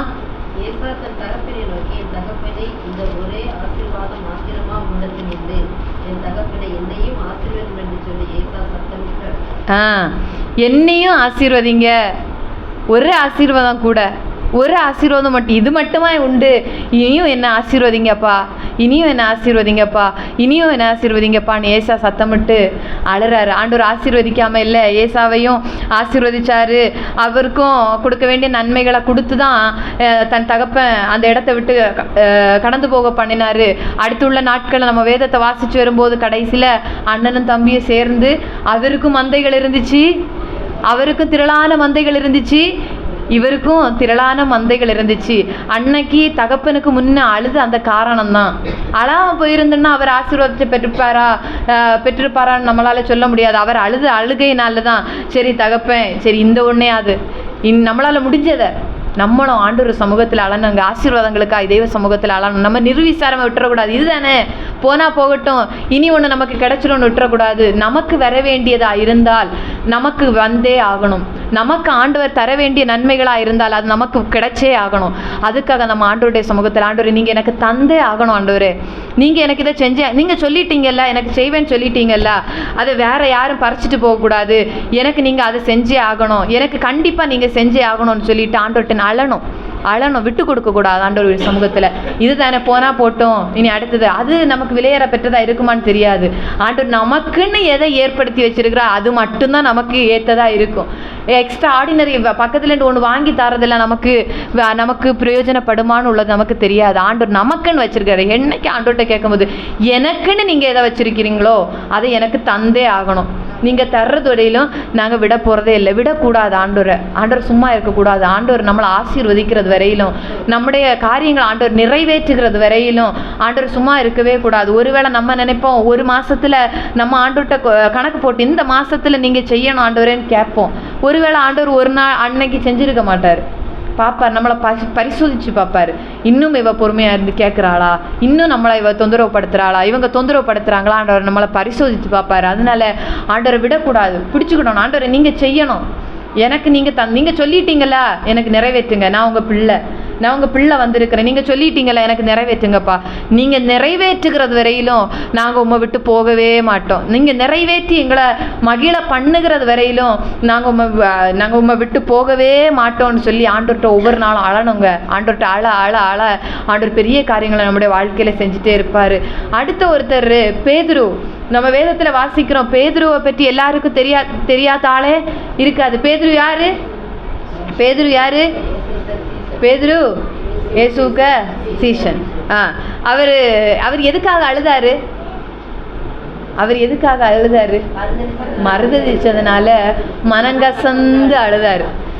மனங்கசந்து அழுகிற ஒரு அனுபவம் நமக்குள்ள வேணும். நமக்கு சில இடங்களில் துணிகரம் நமக்கு நானாக இருந்தாலும் அப்படிதான். சில இடத்துல நம்ம துணிகரமாக சில வார்த்தைகளை பேசுவோம், துணிகரமாக மற்றவங்களுக்கு விரோதமாக பொய்களை சொல்லுவோம், துணிகரமாய் மற்றவர்களுக்கு விரோதமாய் பொய் சாட்சிகளை நம்ம பேசுவோம். அப்படிதானே? ஆமாவா இல்லையா? நம்ம தப்பிக்க வேண்டும் என்று சொல்லி அந்த இடத்துல வேற யாரையாவது கோர்த்து விட்டுட்டு போயிடுவோமா இல்லையா? ஆமாவா இல்லையா? நீங்கள் உங்களெல்லாம் பார்க்கும்போது நீங்கள் எல்லாம் பரிசுத்தவான்கள் கூட்டத்தில் இருக்கிறது போல் எனக்கு தெரிகிறது. ஆமாவா இல்லையா? உண்மை. நானாக இருந்தாலும் நானும் அதற்கு விலக்கப்பட்டவள் கிடையாது. நம்ம ஒரு பிரச்சனையில் விலகணும்னா நம்ம கோர்த்து விட்டுட்டு போவோம். ஆனால் நமக்கு தெரியும், மனசாட்சி நம்மளை குத்தும். மனசாட்சி என்ன செய்யும்? குத்தும். நீ செஞ்ச தப்பு, நீ செஞ்சது பாவம், நீ இப்படி செஞ்சுட்ட அப்படி செஞ்சுட்ட அப்படின்னு மனசாட்சி குத்தும். அந்த மனசாட்சியை நம்ம கல்லாக்கிடக்கூடாது. என்ன செய்யக்கூடாது? கல்லாக்கிடக்கூடாது. நமக்கு மனசாட்சி நம்மளை குத்துதுன்னா முழங்கால் படியிடணும். ஆண்டவரே, நான் செஞ்ச தப்பு தான்ப்பா. ஒருவேளை பண விஷயத்துலேயே இருக்கல, நம்ம ஒருவேளை வஞ்சிச்சிருப்போம், கொடுக்க வேண்டியதை கொடுக்காம, நம்ம கடன் வாங்கினதை கொடுக்காம, கொடுப்பேன்னு சொன்னதை கொடுக்காம நம்ம ஒருவேளை மனுஷனை வஞ்சிச்சிருக்கலாம். இப்படிப்பட்ட நிறைய பொருளாதாரங்களில் இல்லை வீடு வஸ்துக்களில் இப்படி ஏதோ ஒரு காரியத்தில் அப்போ நம்ம மனசு குத்திட்டே இருக்கும். நீ இப்படி சொன்னியே, நீ இப்படி செய்வேன்னு சொன்னியே, நீ இப்படி பொய் சொல்லிட்டியே, அவனை இப்படி ஒரு தீமைக்குள்ளாக்கி விட்டுட்டியே, நம்ம மனசாட்சி குத்தும். அப்போ நம்ம ஆண்டவர் சமூகத்தில் அழுது ஒப்பு கொடுத்துட்டோம். ஆண்டவரே, இது நான் செஞ்ச தப்பு. வெளியே நீங்கள் யார்ட்டையுமே சொல்ல, நாங்கள் ஊழியக்காரங்கள்ட்டையோ எங்கள்கிட்டையோ பெரிய பெரிய மனுஷங்கள்ட்டையோ பெரிய பெரிய தீர்க்கதரிசிங்கள்ட்டையோ நீங்கள் போய் சொல்லணும். ஒரே ஒரு மனுஷன்ட்ட மட்டும். ஏன்னா சிலர் நம்முடைய தவறுகள் அறிஞ்சா நம்மளை தூட்டிட்டு நடப்பாங்க. அதனால நம்ம மனுஷன்கிட்ட சொல்ல வேண்டிய எந்த அவசியமே கிடையாது. நம்ம யார்கிட்ட சொல்லணும்னா ஏசப்பாட்ட. ஆண்டவரே, எந்த வயசுனாலும் பிரச்சனை இல்லை, வயசானவங்களாக இருந்தாலும் பிரச்சனை இல்லை, நம்ம ஒருவேளை சின்ன வயசில் செஞ்சதாக இருக்கலாம், வாலிப நாட்களில் செய்த தவறுகளாக இருக்கலாம், இன்னைக்கு நம்முடைய வாழ்க்கையை குத்திச்சு நம்ம வாழ்க்கையில் அது பேசி கொண்டிருக்குதுன்னா இன்னைக்கு நீங்கள் அறிக்கை இட்டா கூட ஆண்டவர் இன்னைக்கே விடுதலையை தருகிறதற்கு ஆண்டவர் உண்மை உள்ளவராக இருக்கிறார். இது யாருக்கு ஆண்டவர் பேசுகிறாருன்னெல்லாம் தெரியாது, எனக்கு யாரையுமே தெரியாது. ஆண்டவர் சொன்னார்னா செய்யுங்க. ஆண்டவர்கிட்ட சொல்லுங்க, ஆண்டவர் நான் இப்படி ஒரு தப்பை செஞ்சுட்டேன்ப்பா, அவனுக்கு விரோதமாக இல்லை, எனக்கு சொந்தக்காரங்களுக்கு விரோதமாக இல்லை, எனக்கு புருஷனுக்கு விரோதமாக இல்லை, எனக்கு மனைவிக்கு விரோதமாக இல்லை, எனக்கு சகோதரங்களுக்கு விரோதமாக இல்லை, பக்கத்தில் இருக்கிறவங்களுக்கு விரோதமாக இல்லை, ஏதோ ஒரு மனுஷனுக்கு விரோதமாக நான் இப்படி ஒரு காரியத்தை சொல்லிட்டேன் இல்லை செஞ்சுட்டேன்னா ஆண்டவர்கிட்ட மனம் கசந்து அழுங்க. மனம் கசந்து ஆண்டவர் அழும்போது ஆண்டவர் நம்மளை இப்போ இருக்கிறத பார்க்கலும் மேன்மையான ஆசீர்வாதங்களை ஆண்டவர் நமக்கு தருவார். பேதுருவை பாருங்க, அவர் மனம் கசந்து அழுகிறது வரையில் அவர் ஒரு சீஷன் தான், ஒரு ஆண்டவர் கூட இருந்த ஒரு சீஷன் தான். அடுத்து நம்ம அப்போஸ்தலர் நடபடிக்கை புஸ்தகத்தில் வாசிக்கும் போது அப்போஸ்தலர் 4ஆம் அதிகாரம், அப்போஸ்தலர் 3ஆம் அதிகாரம், அப்போஸ்தலர் 5ஆம் அதிகாரம், 9ஆம் அதிகாரம், 12ஆம் அதிகாரத்தில் எல்லாம் வாசிக்கும் போது இது பேதுருவை கொண்டு ஆண்டவர் பெரிய பெரிய காரியங்களே ஸ்தாபிச்சார். சபை ஸ்தாபிக்கப்பட்டதே யாருனாலங்க? பேதுருவனால. அவங்க பிரசங்கிக்கிற தைரியத்தை கண்டு ஜனங்களெல்லாம் ஆச்சரியம். இவங்க படிப்பறிவு இல்லாதவங்க எப்படி பேசுகிறாங்க பாருங்க. பேதுருடைய நிழல் பட்ட உடனே நோயாளிகள் எல்லாம் சொஸ்தமாகறாங்க. அவருக்கு சப்பானியை எழுப்பி நடக்க செய்கிறாரு, கண்ணு தெரியாதவங்களுக்கு பார்வை கொடுக்குறாரு, என்னென்ன சிறைச்சாலையில் அடைச்சிருக்கிறது தூதன் வந்து தட்டி எழுப்புறாரு, வேற யாருக்குமே தெரியாது, எல்லாரும் காவல் கடங்க எல்லாம் இருக்கிறாங்க, தேவதூதன் வந்து தட்டி எழுப்புறாரு, எழுப்பி சிறைச்சாலையை விட்டு வெளியே வா. இப்படிப்பட்ட காரியங்கள் எல்லாம் அவர் மனம் கசந்து அழுத பிறகுதான் நடந்தது. அதுக்கு முன்னே அவர் அற்புதம் செஞ்ச தாட்டி நம்மளால ரொம்பலாம் பார்க்க முடியாது. ஆனால் அவர் மனம் கசந்து ஆண்டவர் சமூகத்தில் அழுத பிறகு ஆண்டவர் அவரை ஆசீர்வதிச்சு அவருடைய பேரை பெருமைப்படுத்திட்டே இருந்தார். அவருக்கு நிழல் பட்ட உடனே அற்புதம் நடந்துச்சு. எப்படி நடந்துச்சா? நிழல் பட்ட உடனே அப்போ நான் ஜோம் பண்ணுவேன். நாங்கள் வீட்டில் ஜோம் பண்ணும்போது நான் ஜோம் பண்ணுவேன், ஆண்டவரே எங்கள் நிழல் பட்ட உடனே அற்புதம் நடக்கணும். நம்ம ஆசையை பார்த்தீங்களா? நம்ம நிழல் பட்ட உடனே அற்புதம் நடக்கணும். பேசிகிட்டு இருக்கும்போதே பேய்களெல்லாம் விலகி ஓடணும். அப்போ விலகி ஓடணும் நம்ம என்ன செய்யணும்? எல்லாத்தையும் ஆண்டோட்ட சொல்லிட்டு மனம் கசந்து ஆண்டோடைய சமூகத்தில் அழணும். இந்த இடத்துல யாருக்கு மனசுலையாகிலும் ஆண்டவர் பேசிகிட்டு இருக்கிறார், நான் இந்த ஜெபம் முடியும் போது நீங்கள் ஆண்டோடைய சமூகத்தில் அழணும். ஆண்டவரே, நான் தெரியாமல், நம்ம தெரிஞ்செல்லாம் எதையுமே செஞ்சுருக்கிற மாட்டோம். நம்ம அறியாமையின் காலத்தில் அறியாதவர்களை போல நம்ம ஏதோ ஒரு சில காரியத்தை ஆண்டவர் செஞ்சுருக்கலாம். அது உங்கள் மனசுக்குள்ளே இருக்குது, அது ஒரு பாரமாக இருக்குதுன்னா இன்னைக்கு அழுவீங்கன்னா ஆண்டவர் நம்மளை இப்போ இருக்கிறத பார்க்கிலும் மேலானதாக இந்த பேதுருவை ஆண்டவர் மனுஷனை மறுதளிக்கலை, மனுஷனை அவர் ஒரு மாம்சத்தில் இருந்த ஒரு மனுஷனை மறுதளிக்கலை, ஆவியான தெய்வத்தையாக்க மறுதளிச்சது. ஆண்டவரை மறுதளிச்சவங்களுக்கே மன்னிப்பு உண்டானால் நம்ம ஒரு மனுஷனை தான் ஒரு வேளை குற்றச்சாட்டி இருக்கலாம், ஒரு மனுஷனுக்கு விரோதமாக தான் நம்ம பேசியிருக்கலாம். அப்போ நமக்கு 100க்கு 100 மன்னிப்பு உண்டு. அதனால இன்னைக்கு நம்ம ஆண்டவருடைய சமூகத்தில் கேட்கணும், ஆண்டவரே தெரியாமல் செஞ்சுட்டேன், தெரியாத காலத்தில் அறியாமை நாட்களில் ஒருவேளை நீங்கள் ஆண்டவர் அறிகிறதுக்கு முன்னையா இருக்கலாம் செஞ்சது, உங்களை அறிகிறதுக்கு முன்னாடி நான் செஞ்சுட்டேன் ஆண்டவரே, இன்னைக்கு நான் உங்களோட சமூகத்தில் என்ன நான் தாழ்த்துறேன்ப்பா. நான் உண்மையாகவே நிச்சயமாக நான் சொல்கிறேன், நம்முடைய குறைவுகளை ஆண்டவருடைய சமூகத்தில் ஒப்பு கொடுப்போம்னா திறக்காத வாசல்கள் எல்லாம் நமக்கு முன்னே திறக்கும். நம்ம அடைபட்டிருக்கிற அநேக வாசல்கள் நமக்கு முன்னே திறக்கும். நம்மளால் இது முடியாதுன்னு நினைக்கிற அநேக காரியங்கள் ஆண்டவர் நம்முடைய வாழ்க்கையில் முடிச்சு வைப்பார். நமக்கு கிடைக்காதுன்னு மனுஷன் இவங்களுக்கெல்லாம் இது கிடைக்கவே கிடைக்காதுன்னு சொல்லுற அநேக ஆசீர்வாதங்கள்னால ஆண்டவர் நம்மளை நிரப்புகிறது. காரணம் நம்ம என்ன செய்யணும்னா மனம் கசந்து ஆண்டவருடைய சமூகத்தில் அழணும். மனம் கசந்து, ஆண்டவரே நான் செஞ்ச தப்பு தான்ப்பா, நான் தெரியாமல் செஞ்சுட்டு ஆண்டவரே என்ன மன்னியும் என்ன மன்னியும் என்ன மன்னியும்னு சொல்லிட்டு ஆண்டவருடைய சமூகத்தில் நம்ம அழுவோன்னு சொன்னால் ஆண்டவர் நம்மளை ஏற்றுக்கொள்ளுகிறதற்கு அவர் உண்மை உள்ளவராகவே இருக்கிறார். அப்போ எதுக்கு நம்ம அழக்கூடாதுன்னு தெரியுமா? இஸ்ரவேல் ஜனங்கள் எதுக்கு அழுதாங்க? சாப்பாட்டுக்கு, இறைச்சிக்கு. என்னத்துக்கு அழுதாங்க? இறைச்சிக்கு. நம்ம சில நேரம் அழுறோம், வீண் அழுறோம். எனக்கு பீரோயை தாருமாண்டவரே, சோப்பு பாக்ஸை தாருமாண்டவரே, டிவி பெட்டியை தாருமாண்டவரே, மொபைல் இருக்கிறது போராது, எனக்கு ஆப்பிள் ஐஃபோனை தாருமாண்டவரே. ஒரு ஃபோன் பேசுகிறதுக்கு ஒரு மொபைல் வேணும். அது டச் ஃபோனாக இருந்தாருன்னா, பட்டன் ஃபோனாக இருந்தாருன்னா, ஒரு ஃபோன் பேசுகிறதுக்கு மொபைல் வேணும். நம்ம ஆசை எங்கே? 10,000 ரூபாய்க்கு போதாது, 1,00,000 ரூபாய்க்கு. இதெல்லாம் ஆண்டோட சமூகத்தில், இதெல்லாம் இறைச்சிக்கு. இஸ்ரவேல் ஜனங்கள் இறைச்சி கலந்தது போலையாக்கும். அவங்களுக்கு நல்ல ஆகாரம், வானத்திலிருந்து மன்னா வருது, அது தேனிலிட்ட பணியாரம் போல அவ்வளோ ருசியாக இருக்கும். அதெல்லாம் போதாது, நான் எகிப்தில் இறைச்சி சாப்பிட்டுட்டு இருந்தேன், இப்போ எனக்கு நீ இறைச்சி தரல, இந்த வனாந்திரத்தில் எனக்கு இறைச்சி இல்லைன்னு சொல்லிட்டு அழுறாங்க. எதுக்கு அழுறாங்க? இறைச்சிக்காக அழுறாங்க.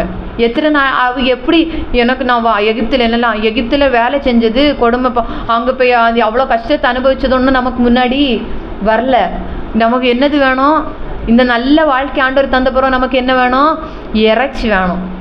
ஆண்டவர் கேட்டோன்னு கொடுத்தாரு. உண்மைதானேங்க? அப்போ நம்ம ஏசப்பா எவ்வளோ நல்லவர் பாருங்க. இறைச்சி கேட்டோன்னே ஏசப்பா கொடுத்தாரா இல்லையா? கொடுத்தாரு. எப்படி கொடுத்தாரு? 1 நாள், 2 நாள் சாப்பிடுங்க, 5 நாள் சாப்பிடுங்க, 10 நாள் சாப்பிடுங்க, 20 நாள் சாப்பிடுங்க, 1 மாதம் அளவும் சாப்பிடுங்க. 1 மாதம் அளவும் சாப்பிட்டு நீ என்ன செய்யுங்க? நீங்களே சொல்லுங்களேன். செத்துப்போ. அப்போ இதுக்காம நம்ம எதுக்கு அழுறோம் ஆண்டவருடைய சமூகத்தில்? இதுக்காம ஆளணும்? இதுக்கா நம்ம ஆளணும்? அழுது கடைசியில் நம்ம நமக்கு ஆசீர்வாதமே வேண்டாம், எனக்கு இப்படி போதும், அப்படி ஆளணும். இல்லை, நம்ம அழுறது காரியமாக இருக்கணும். நம்ம அழுறது ஏதோ ஒரு ஆண்டோடைய சித்தத்திற்காக தெய்வ சமூகத்தில் அழணும். நம்ம இறைச்சிக்காகவும் எனக்கு அலுமினிய பாத்திரம் வேணா, ஸ்டீல் பாத்திரம் தான் வேணும்னு அழக்கூடாது. எனக்கு ஸ்கூட்டி இல்லை, எனக்கு பைக்கு தான், எனக்கு ஸ்கூட்டி போதாது ஆண்டவர், எனக்கு BMW கார் தான் வேணும்னு நமக்கு திராணிக்கு ஆண்டவர் தருவார். நமக்கு ஸ்கூட்டிக்கு பெட்ரோல் போடாது தான் பணம் இருக்கும். நம்ம போய் 1 கிலோமீட்டர் ஓடி ஆடி காருக்கு ஆசைப்பட்டா, ஸ்கூட்டியில் 1 லிட்டர் பெட்ரோல் போட்டால் 40 கிலோமீட்டர் ஓடும். அந்த ஆடி காரில் 1 லிட்டர் பெட்ரோல் போட்டால் 1 கிலோமீட்டர் தான் ஓடும். அப்போ நம்ம எதுக்கு ஆசைப்படணும்? நமக்கு இதுவே போதும், நமக்கு இது போதுமானது. ஒரு ஃபோன் பேசுகிறதுக்கு என்ன மொபைல் வேணும்? பட்டன் ஃபோனே போதும். சரி, அது இல்லைன்னா ஒரு ஆண்ட்ராய்டு ஃபோனு 7,000 ரூபாய்க்கு நல்ல ஃபோன் இருக்குது. நமக்கு எதுக்கு ஆப்பிள் ஃபோனு? நமக்கு எதுக்கு ஐஃபோனுன்னு ஓ கெத்து காட்ட. ஆமாம், அதான. அப்போ அதான் அவங்க அதை இறைச்சிக்காக கெத்து காட்டினாங்க. இப்போ நம்ம ஐஃபோனுக்கா? அப்போ கெத்து காட்டுறதுக்கு தான். நமக்கு தேவைன்னு வரும்போது ஆண்டவர் தேவைகளை கரெக்டாக சந்திப்பார். நம்ம ஆண்டவர்கிட்ட போய் கேட்கணும்னு அவசியம் இல்லை. எங்கள் எல்லாருக்கும் தேவை. உங்களோட ஊழியக்காரங்களுக்கு எவ்வளோ தேவைன்னு தெரியுமா? ஊழியக்காரங்களுக்கெல்லாம் மாதம் சம்பளம் வர்றதில்லை. நீங்களாவது வேலை செஞ்சால் ஸ்கூலுக்கு போனால் 10,000 ரூபா சம்பளம் வரும். பாஸ்டர்கிட்ட கேளுங்க எத்தனை மாதம் சம்பளம், எவ்வளோ சம்பளம்? கவர்மெண்ட் டீச்சருக்குன்னா 1,00,000 ரூபா சம்பளம், ப்ரைவேட் டீச்சரு 15,000 20,000.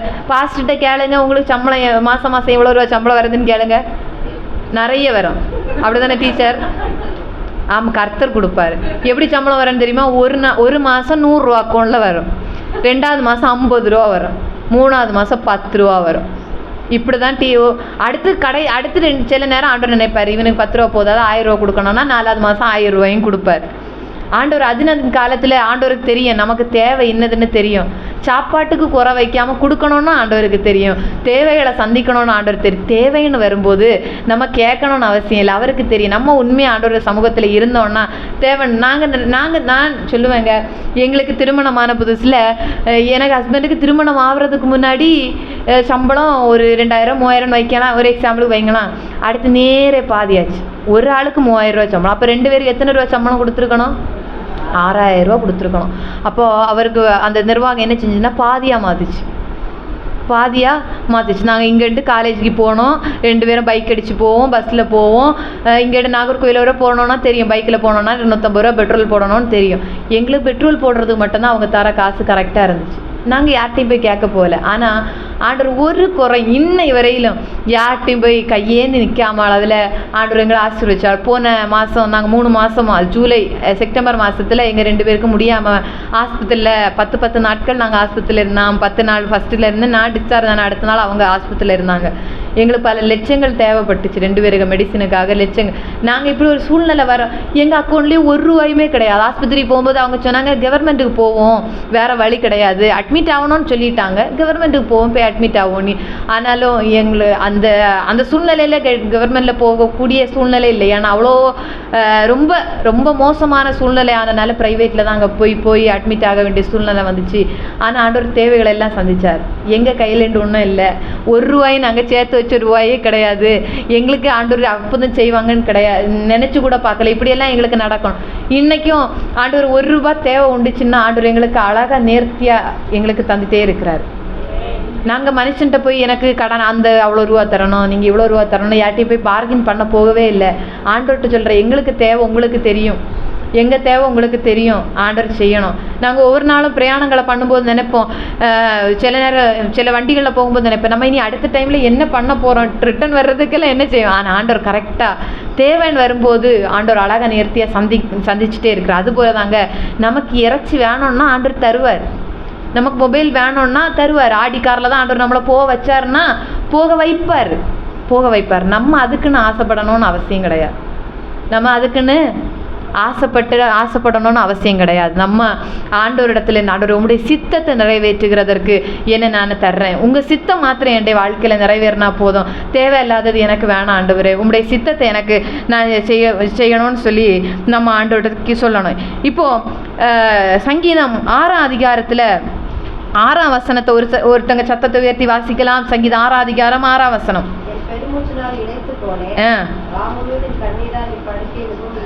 ஈரமாயிற்று. அடுத்து 42ஆம் அதிகாரம் 3ஆம் வசனம் 1-3 வரையிலும் மானானது நீரோடைகளை வாஞ்சித்து. அதுல 3ஆவது வசனத்தை வாசிங்க.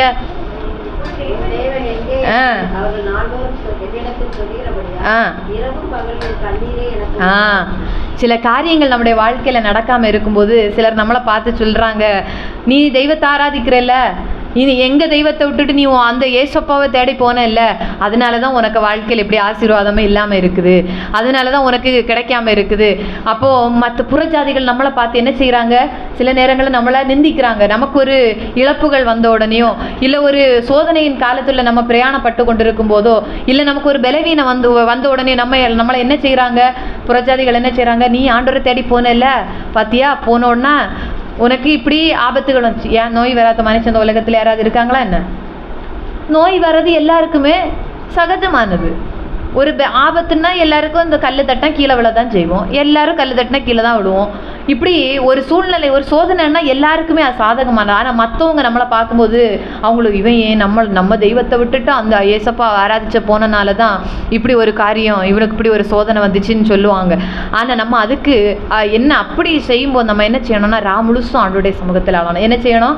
ராமுழுசும் அழணும். ராமுழுசும் அழும்போது ஆண்டவர் பிரதிபலன்களை ஆண்டவர் தராமல் இல்லை, நாங்கள் ராமுழுசும் அழுதுருக்கிறோம். சில நேரங்களில் வேதனைகள் மனுஷன் மற்றவங்க வார்த்தைகளை கேட்டுடலாம், அந்த குடும்பக்காரங்க வார்த்தை இருக்குது பார்த்தீங்களா, அவங்க வார்த்தைகளை எல்லாம் கேட்க முடியாது. சிலருடைய வார்த்தைகள் லெகுவாக இருக்கும், சிலருடைய வார்த்தைகளை கேட்கும்போது நம்மளை அப்படியே ஸ்ட்ரெயிட்டாக ஒரு ஈட்டி வச்சு குத்துறது மாதிரியே இருக்குது, அதெல்லாம் நம்மளால் தாங்கவே முடியாது. நான் அப்படி நிறைய நாட்கள் தெய்வ சமூகத்தில் இதுக்கு சில நேரம் அவர் தாவி சொன்னது போல என்னுடைய படுக்கை கண்ணீரால் நினைஞ்சிச்சு சொன்னது போல எனக்கு படுக்கையில் எத்தனையோ நாள் அழுதுருக்கும், எத்தனையோ நாட்கள் அப்படி ஏங்கி ஆண்டவரே செய்யுங்க ஆண்டவரே, மற்றவங்க இப்படி பேசுகிறாங்கப்பா ஆண்டவர் செய்யாமல் இல்லை, ஆண்டவர் எங்களை விட்டு கொடுக்காம இல்லை, ஆண்டவர் அப்போ செய்யாட்டியும் கூட ஆண்டவர் ஏதோ ஒரு வார்த்தைகள் நிமித்தம் ஆண்டவர் பேசிகிட்டே இருக்கிறாரு. நான் செய்வேன், இது நான் செஞ்சு முடிச்சிட்டேன், நான் சொன்னதை செய்வேன்னு உள்ள வார்த்தைகளை தந்து ஒவ்வொரு நாட்களும் ஆண்டவர் எங்களை தேத்தி இன்னைக்கு நாங்கள் இவ்வளோ சந்தோஷமாக, இவ்வளோ தைரியமாக, இவ்வளோ சமாதானமாக இருக்கிறோங்கிறதுக்கு காரணமே நாங்கள் ஜெபிக்கிறோம், ஆண்டவர் எங்களை நிலைநிற்க பண்ணியிருக்கிறார். இல்லைன்னா சாதாரணமான மனுஷங்களால் நிற்க முடியாதுங்க. ஒரு சோதனை வந்தோன்னா அவன் முடங்கி போயிடுவான், ஒரு பலவீனன் வந்தோன்னா முடங்கி போயிடுவான், ஒரு ஆபத்து கஷ்டங்கள் வந்தோன்னு உடனே முடங்கி போயிடுவான். இனி வேண்டாம், இனி ஏசப்பாவே வேண்டாம், இனி ஊழியமே வேண்டாம். அப்படி தானே? ஏதோ ஒரு கஷ்டம் வந்தோம் நம்ம என்ன சொல்லுவோம், ஊழியமா, இது ஊழியத்தில் இருந்தும் நமக்கு கஷ்டம் வரதான் செய்யுது, இனி இந்த ஊழியமே வேண்டாம், விட்டுட்டு பாஸ்டருக்கும் ஊழியத்துக்கு டாட்டா காட்டிட்டு நம்ம பாஸ்டரும் ஊழியத்துக்கு டாட்டா காட்டல, ஏசப்பாவுக்கு டாட்டா காட்டுற நீங்கள் வேண்டாம் ஏசப்பா அப்படின்னு உள்ளதுக்கு தான் அர்த்தம். அதனால நம்ம சோதனைகளும் வேதனைகளும் நம்முடைய வாழ்க்கையில் வரும்போது முழுசும் தெய்வ சமூகத்தில் அழணும். எப்படி அழணும்? எப்படி அழணும்? எப்படி அழணும்? முழுசும் அழணும். யாருக்கு அது அனுபவங்கள் இருக்குதா? முழுசும் அழுத அனுபவங்கள் யாருக்கு அது இருக்குதா? அழுது தெய்வ சமூகத்தில் ஜெபம் பண்ண அனுபவங்கள் யாருக்கு அது இருக்குதா? யாருக்கு அது இருக்குதா? நீங்கள் அழுது ஜெபம் பண்ணி இருக்கிறீங்க.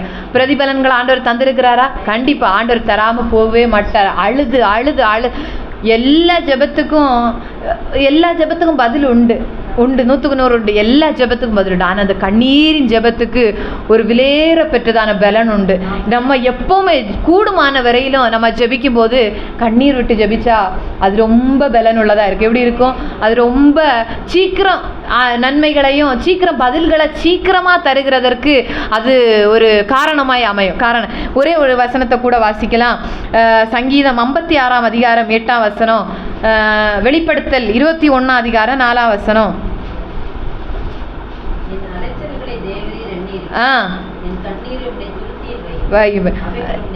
கணக்கில் அல்லவோ இருக்கிறது. வெளிப்படுத்தல் 21 அதிகாரம் 4 வசனம். 21:4. வெளிப்படுத்தல் 21:4. போதும். யாருக்கு ஆண்டவர் எப்படி வச்சிருக்கு? நம்முடைய கண்ணீரை எப்படி வச்சிருக்கிறாரா ஆண்டவர்? துருத்தியில வச்சிருக்கிறாரு. அவர் கண்ணீரை யார் துடைப்பா? நம்முடைய கண்ணீர்களை யாருமா துடைப்பா? யார் துடைப்பா? மனுஷன் இல்லை. நம்ம மனுஷன் நம்முடைய கண்ணீரை துடைக்கிறான்னா நம்ம நினச்சிக்கணும், அவள் இப்போ நம்ம கண்ணீரை துடைக்கிறான், பின்னாடி நமக்கு கண்ணீரை வர வைக்க போகிறான்னு நினச்சிக்கிடணும். முன்னாடி நம்முடைய கண்ணீரை துடைச்சிட்டு பின்னாடி நமக்கு கண்ணீரை வர பண்ணுகிற ஒரு காரியத்தை நமக்கு செய்ய போகிறான்னு நம்ம நினச்சிக்கிடணும். அப்போது நம்முடைய கண்ணீரை கணக்கில் வச்சு துருத்தியில் வச்சிருக்கிற ஒரே தெய்வம் இயேசு கிறிஸ்து தான். நம்முடைய கண்ணீரை துடைக்கிற ஒரே தெய்வமும் இயேசு கிறிஸ்து தான். ஒருத்தரை நினைக்காதுங்க, மனுஷன் கண்ணீரை துடைக்க வரலையே, வராதது ரொம்ப நல்லது ஏசப்பான்னு நினைச்சுக்கிடுங்க. உங்க கண்ணீரை மனுஷன் துடைக்க வராதது வரையிலும் நீங்க தப்பிட்டீங்க. எப்படி? உங்க கண்ணீரை மனுஷன் துடைக்காதது வரையிலும் நம்ம தப்பிட்டோம். துடைக்க வந்துட்டான்னா நம்ம ஏதோ ஒரு ஆபத்துக்குள்ளே ஏதோ ஒரு குழியில் விழ போகிறோன்னு உள்ளதை மட்டும் நினச்சிக்கிடணும். நம்ம கண்ணீரை துடைக்கிற ஒரே ஒரு தெய்வம் இயேசு கிறிஸ்து மட்டும்தான். நமக்கு ஆறுதலை தரக்கூடிய ஒரே ஒரு தெய்வம் இயேசு கிறிஸ்து மட்டும்தான். நமக்கு விடுதலைகளை தரக்கூடிய ஒரே ஒரு தெய்வம் இயேசு கிறிஸ்து மட்டும்தான். நம்ம காரியங்கள் நம்ம நிறைய பேருடைய வாழ்க்கையில் நம்ம அனுபவிச்சிருப்போம். நம்ம ஆறுதலுக்காக நிறைய பேர்கிட்ட, நம்முடைய நெருங்கின உறவுகள்கிட்ட, நம்முடைய ஃப்ரெண்ட்ஸ்கிட்ட கூட நம்ம நிறைய காரியங்களை ஷேர் பண்ணியிருப்போம். ஆனால் நம்முடைய ஹஸ்பண்டோ இல்லை நம்ம ஒய்ஃப்கிட்ட கூட நம்ம சில காரியங்களை ஷேர் பண்ண, அவங்களால யாராலையும் நமக்கு ஆறுதல்களையும் தேர்தல்களையும் தரவே முடியாது. எல்லாரும் ஒரு லிமிட்டு தாண்டிட்டா சொல்லுவாங்க, நீ என்கிட்ட சொல்லாத, எனக்கு எரிச்சலாக வருது, எனக்கு கோபமாக வருது. இந்த கதைகளெல்லாம் கேட்கும்போது எரிச்சலாக வருது, கோபமாக வருது, வெறுப்பாக வருதுன்னு சொல்லுவாங்க. ஆனால் நம்முடைய கஷ்டங்கள் எல்லாம் கேட்குற வெறுப்பே இல்லாமல், கோபமே இல்லாமல், கஷ்டமே இல்லாமல், ராத்திரி முழுசும் பேசினாலும் வருஷம் முழுசும் பேசினாலும் கேட்டுட்டே நிதானமாக உட்காந்து கேட்டுட்டே இருக்கிற ஒரே ஒரு தெய்வம் நம்ம இயேசு கிறிஸ்து மட்டும்தான். நம்புறீங்களா? யாராலையும் சொல்ல முடியுமா? என் கஷ்டத்தை ஒரு மனுஷன் ஒரு நாள் ஃபுல்லாக கேட்டுட்டு இருப்பான்னு யாராலையும் சொல்ல முடியுமா? என் கஷ்டத்தை நான் ஒரு மனுஷன்ட்ட ஒரு வருஷம் ஃபுல்லாக என் கஷ்டத்தை சொல்லியிருக்கிறேன், அவன் என் கஷ்டத்தை ஒரு வருஷம் ஃபுல்லாக கேட்டிருக்கிறான்னு சொல்ல முடியுமா? எல்லாமே ஒரு லிமிட்டு தாங்க. ஆனால் நம்முடைய புலம்பல்களையும் நம்முடைய கஷ்டங்களையும் நம்முடைய கண்ணீர்களையும் அறிந்து நம்முடைய கண்ணீர்களுக்கு பதிலை தருகிற தெய்வம் இயேசு கிறிஸ்து மாத்திரம்தான். வேறொரு தெய்வத்தால் அவர் ஒரு பதிலை தரவே முடியாது. கடைசியாக நான் ஒரு வாசிக்க வேண்டாம், சொல்லி மாத்திரம் முடிக்கிறேன். ஒரு பரிமள தைலத்தை, விலையேற பெற்ற பரிமள தைலத்தை ஒருத்தங்க பாதத்தில் ஆண்டோடைய சமூகத்தில் ஊற்றுனாங்க. யாரு?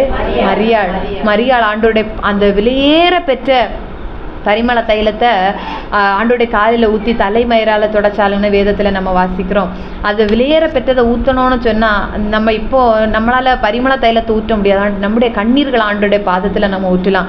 நம்ம கண்ணீர்களை ஊற்ற ஊற்ற ஊற்ற திறக்காதவைகள் நமக்கு கிடைக்கவே கிடைக்காது. இவங்களுக்கு இது சாத்தியமே இல்லை, இவங்களுக்கு இப்படி ஒரு வேலையே கிடைக்காது, இவங்க பிள்ளைங்க நல்ல ஸ்தானத்துக்குள்ளே போகவே முடியாது, இவங்க இப்படி தான், இந்த ஜாதி இப்படி தான், இந்த குடும்பம் இப்படிதான் அப்படின்னு உள்ள நினைக்கிற தேசத்துக்கு மத்தியில் நம்ம உயரணும்னு சொன்னால் ஒன்றால் முடியும். நம்முடைய கண்ணீர் நம்மளை உயர்த்தும். நம்புறீங்களா? யாரெல்லாம் நம்புறா என் கண்ணீர் என்னை உயர்த்தும், என் கண்ணீர். ஒருவேளை யாராவது இந்த இடத்துல நினைச்சிட்டு இருக்கீங்கன்னா, இது எங்களால் உயரவே முடியாது, எங்களுக்கு நிர்வாகம் இல்லை, எங்களுக்கு பணம் இல்லை, எங்களுக்கு பொருள் இல்லை, எங்களை உயரங்களில் கொண்டு போகிறதுக்கு ஒரு மனுஷன் எங்களுக்கு உதவி செய்கிறதுக்கு இல்லை அப்படின்னு யாராவது நினைச்சிங்கன்னா, நான் சொல்லுறேன், ஏசப்பாவுக்கு முன்னிறுத்தி சொல்லலை, யாரும் எந்த ஒரு மனுஷனும் எந்த ஒரு கலெக்டராக இருந்தாலும், கலெக்டர் நமக்கு வந்து நம்ம குடும்பத்தில் கூட பிறந்தவங்க கலெக்டராக இருந்தாலும் நம்மளை கலெக்டராக மாற்றுறதுக்கு முடியாது. ஐபிஎஸ் ஆஃபீஸராக இருந்தாலும் நம்மளை ஐபிஎஸ் ஆஃபீஸராக மாற்றுறதுக்கு முடியாது. பண்ணுற ஒரே ஒரு ஆள் உண்டுன்னா தெய்வம் மாத்திரம்தான். நமக்கு உதவி செய்வோன்னு சொல்லி ஒரு மனுஷன் நமக்கு முன்னே சொல்லுவான், ஆனால் உதவி செய்ய மாட்டாங்க, வாய்க்கு மட்டும்தான் பேசுவாங்களே தவிர நீ உதவின்னு நம்ம போய் நின்று பார்க்கட்டு யாரும் செய்ய மாட்டாங்க. நாங்கள் ஒரு டைமில் எனக்கு மாமனார் ஹார்ட் அட்டாக் வந்து, பாஸ்ட்டுக்கு தெரியும், நாங்கள் ஒரு ஊழியர் மீட்டிங்கில் ஹார்ட் அட்டாக்கில் இருக்கிறோம். ஊழியர் மீட்டிங்கில் கிளம்பி போகிறோம். நாங்கள் வழியில் போகும்போது ஒருத்தங்க எங்களுக்கு ஃபோன் பண்ணுறாங்க, எத்தனை லட்சம் ஆனாலும் அமெரிக்காலேருந்து எங்கள் நெருங்கிய சொந்தக்காரங்க ஃபோன் பண்ணுறாங்க, எத்தனை லட்சம் ஆனாலும் பரவாயில்ல தியோடர், நீ அந்த ஆஸ்பத்திரி கொண்டு போய் நான் எல்லாத்தையும் செட்டில் பண்ணுவேன்ட்டாங்க. நானும் நினச்சேன், நான் இவங்ககிட்ட சொல்கிறேன், அக்கா சொல்லிட்டாங்கல்ல நம்ம அப்போ கிம்ஸுக்கு கூட்டிகிட்டு போயிடுவோம்ப்பா. இவர் சொன்னார், நம்பாத நம்ம இந்த ஹாஸ்பிட்டலுக்கு போவோம், யாரும் தருவாங்கன்னு சொல்லிட்டு நம்பாத, நம்ம இந்த ஆஸ்பத்திரிக்கு போவோன்னு கூட்டிகிட்டு போனாங்க. அடுத்த நாள் தேவை வருது, ஃபோன் பண்ணுறோம், ஃபோனே எடுக்கலை. முந்தின நாள் ஈவினிங் தான் சொல்லியிருக்கிறாங்க, எத்தனை லட்சம் செலவானாலும் பிரச்சனை இல்லை, நான் எல்லா பில்லையும் நான் தான் பே பண்ணுவேன்ட்டாங்க. அடுத்த நாள் ஒரு சின்ன தேவை தான் வந்துச்சு. ஆனால் ஆண்டவர் அந்த தேவையை ஆண்டவர் எங்களுக்கு ஆச்சரியமாக சந்திச்சார். அவங்க கையெல்லாம் ஏந்தி நிற்க விடலை. ஆனால் சும்மா கேட்டு பார்ப்போமே, ஒருவேளை அவங்களால சொல்லிட்டாங்கல்ல, சொல்ல வேண்டான்னு இருக்கக்கூடாதுன்னு உள்ளதுக்கு தான் ஃபோன் பண்ணோம். லைன் பிஸி, அவர் வேறொரு நபருடன் பேசி கொண்டிருக்கிறார், இனி அவரை தொடர்பு கொள்ள முடியாது. இப்படி தாங்க மனுஷன் இருப்பான்.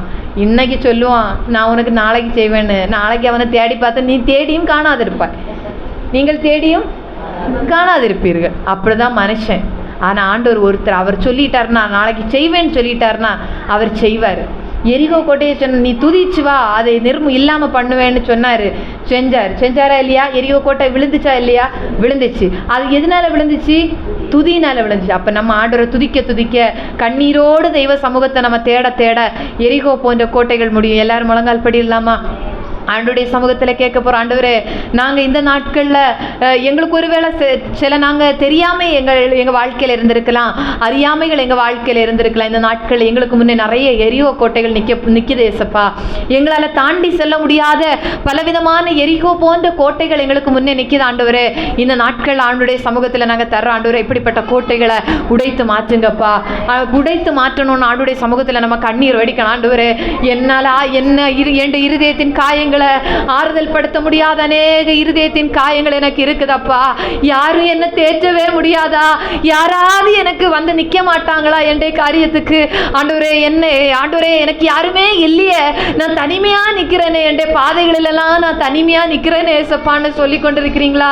உங்களுக்கு தனிமை அல்ல, நீங்க தனியே நடக்கல, உங்க கரத்தை பிடிச்சிட்டு ஏசப்பா நடந்து வந்துட்டே இருக்கிறாரு. உங்க தனிமையின் பாதைகளில் என் தெய்வம் நான் உங்களோடு கூட இருக்கிறார். நம்புங்க ஏசப்பா. யாருமே இல்ல, எல்லாரும் எனக்கு கைவிட்டு போயிட்டாங்க ஆண்டவரே, நீங்க என் கூட வர்றீங்கன்னு நான் நம்புறேன், நீங்க என் கையை பிடிச்சிட்டே நடக்கிறீங்கன்னு நம்புறேன். ஒருவேளை இந்த நாட்கள் நம்முடைய பாதைகள் நிந்தனையும் அவமானங்களும் வேதனைகளும் சிறையிருப்புகளும் அடிமைத்தனங்களும் நிறைந்ததான பாதைகளா இருக்கலாம். என் ஜனமே, ஆண்டவர் கைவிடவே மாட்டார். எல்லா பாதைகளையும் அடிமைத்தனத்தை மாற்றுகிறதற்கு, தேவைகளை சந்திக்கிறதற்கு, சிறையிருப்பை மாற்றுகிறதற்கு, பெரிய பெரிய காரியங்களை செய்து நிறைவேற்றுகிறதற்கு கர்த்தர் உண்மை உள்ளவர். என் பிள்ளையுடைய வாழ்க்கையில ஒரு மாற்றம் இல்லையே, என் குடும்பம் இப்படியே தான் இருக்குது, தரித்திரம் அடைந்த நிலையில தானே நாங்க இருந்துட்டு இருக்கிறோம். என்ன சுற்றில இருக்கிறவங்க என்ன நிந்திக்கிறாங்களே, என்ன அவமானமா பேசுறாங்களே, நீ அந்த தெய்வத்தை தேடி போய் உனக்கு ஒரு நன்மையும் கிடைக்கலையேன்னு சொல்லி பேசுறாங்களே. ஆண்டவர் கைவிட மாட்டோம். ஆண்டவர் சொல்லுறாருங்க, ஆண்டவர் உங்களை கைவிடவே மாட்டாரு. பயப்படாதே, நான் உன்னோடு இருக்கிறேன், திகையாதே, நான் உன் தேவன் என்று சொன்ன தெய்வம். இன்னைக்கு நீங்க பயப்படாம ஆண்டவரோடு கூட பிரயாணம் பண்ணினீங்கன்னா ஆண்டவர் உங்களை கைவிடவே மாட்டார். அவர் நட்டாற்றில விட்டு போகிற தெய்வம் அல்ல, கடைசி வரையிலும் கரை சேர்க்கிற தெய்வம். அவர் காயப்படுத்துகிற தெய்வம் அல்ல, அவர் காயத்தை கட்டுகிற தெய்வம் தான் நம்ம ஆண்டவர். நம்புறவங்க சத்தமா, ஆண்டவரே என் காயத்தை கட்டுங்கப்பா, ஆண்டவரே ஸ்தோத்திரம். எனக்கு யார்கிட்டையுமே சொல்ல முடியல ஆண்டவரே என் கஷ்டத்தை, என் பலவீனம், எனக்கு யார்கிட்டையும் சொல்ல முடியாத ஒரு பலவீனம் என் வாழ்க்கையில இருக்குதப்பா. ஆண்டவரே உங்ககிட்ட சொல்லுற ஆண்டவரே மாற்றுங்க ஆண்டவரே, ஸ்தோத்திரம் ஸ்தோத்திரம் மாற்றுங்கன்னு சொல்லி ஆண்டவரிடத்துல எப்பவும் ஜெபிக்கும் போது ஆண்டவருடைய கண்ணீரை சிந்தி ஜெபம் பண்ணுங்க. கண்ணீரோடு விதைக்கிறவன் கம்பீரத்தோடு அறுப்பான் என்று வேதம் சொல்லுகிறது. யார் யாரெல்லாம் தேவ சமூகத்தில் கண்ணீரோடு விதைக்கிறீங்களோ, உங்க குடும்ப வாழ்க்கைக்காகவா இருக்கலாம், பிள்ளைகளுடைய வாழ்க்கைக்காக இருக்கலாம், ஒருவேளை உங்க எதிர்காலங்களுக்காக இருக்கலாம், ஏதோ ஒரு காரியத்துக்காக ஆண்டுடைய சமூகத்தில் ஜெபிக்கிறீங்கன்னா கண்ணீரோடு ஜெபிங்க. கண்ணீரோடு ஜெபிக்கிறவன் கம்பீரத்தோடு அறுவடை செய்வான். கண்ணீரோடு நம்ம விதைச்சோம்னா நம்ம அறுக்கும் போது ரொம்ப சந்தோஷமா, ரொம்ப வைராக்கியமா, ஆண்டவர் எனக்கு அற்புதங்களை செஞ்சுட்டாரு ரொம்ப ஒரு மன நிறைவோடு, இதை என் தெய்வமே என் இயேசுவே செஞ்சாருன்னு ஒரு நிறைவோடு நம்ம இருக்க என் தெய்வம் நமக்கு கிருபை செய்வார். யாரையும் நம்பாதுங்க. கர்த்தர் மனுஷன் நம்புவதை பார்க்கிலும் கர்த்தர் பேரில் பற்றுதலா இருப்பதே நலம் என்று வேதத்தில் சொல்லுகிறது. நாசியில சுவாசம் உள்ள எந்த ஒரு மனுஷனை நம்ப கூடாதுன்னு வேதம் சொல்லுது. எந்த ஒரு மனுஷனும் நம்மளை கரை சேர்க்க போகிறது இல்லைங்க. கண்ணு நம்மளை கரை சேர்க்க போகிற ஒரே ஒரு தெய்வம் உண்டனா இயேசு மாத்திரமே. நம்ம இயேசு மாத்திரமே, நம்ம இயேசு மாத்திரமே, நம்ம ராஜாதி ராஜா மாத்திரமே. ஹல்லேலூயா. சொல்லுங்க, நீங்க மாத்திரம் போதும், நீர் மாத்திரம் போதும், நீர் மாத்திரம் போதும், நீர் மாத்திரம் போதும். எல்லாரும் சொல்லுங்க, நீங்க மாத்திரம் போதும் ஏசப்பா, நீர் மாத்திரம் போதும், நீங்க மட்டும் போதும், எனக்கு மனுஷன் வேண்டாம், நீங்க மட்டும் போதும், நீர் மாத்திரம் போதும். சத்தமா சொல்லுங்க, நீர் மாத்திரம் போதும், நீர் மாத்திரம் போதும், நீர் மாத்திரம் போதும் எனக்கு, நீர் யாரையும் நம்பாதுங்க ஆண்டவரே, நீங்க மட்டும் என் வாழ்க்கையில போதும், என் பிள்ளைகளுடைய வாழ்க்கையில நீர் மாத்திரம் போதும், என்னுடைய குடும்பத்துக்கு நீர் மாத்திரம் போதும், எனக்கு வேற யாரும் தேவையில்லை ஆண்டவரே, இந்த உலகத்தில் உள்ள வேற ஒரு உறவுகளும் எனக்கு தேவையில்லை ஆண்டவரே, என்னை கடைசி வரை கரை சேர்க்கிற தெய்வம் நீங்க மாத்திரம் போதும்ப்பா. ஹல்லேலூயா, பிரைஸ் தி லார்ட். ஆமென் ஆமென் ஆமென் ஆமென் ஆமென்.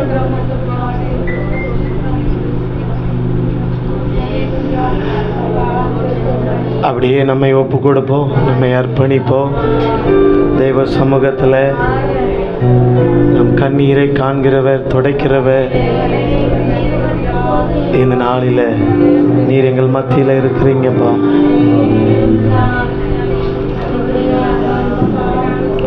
அப்படியே நம்மை தெய்வ சமூகத்தில் ஒப்பு கொடுப்போம். தொடர்ந்து கர்த்தருடைய பிரசன்னம் நம்மை வழி நடத்தும். இயேசுவின் நாமத்தில் ஜெபிக்கிறோம் நல்ல பிதாவே. அல்லேலூயா.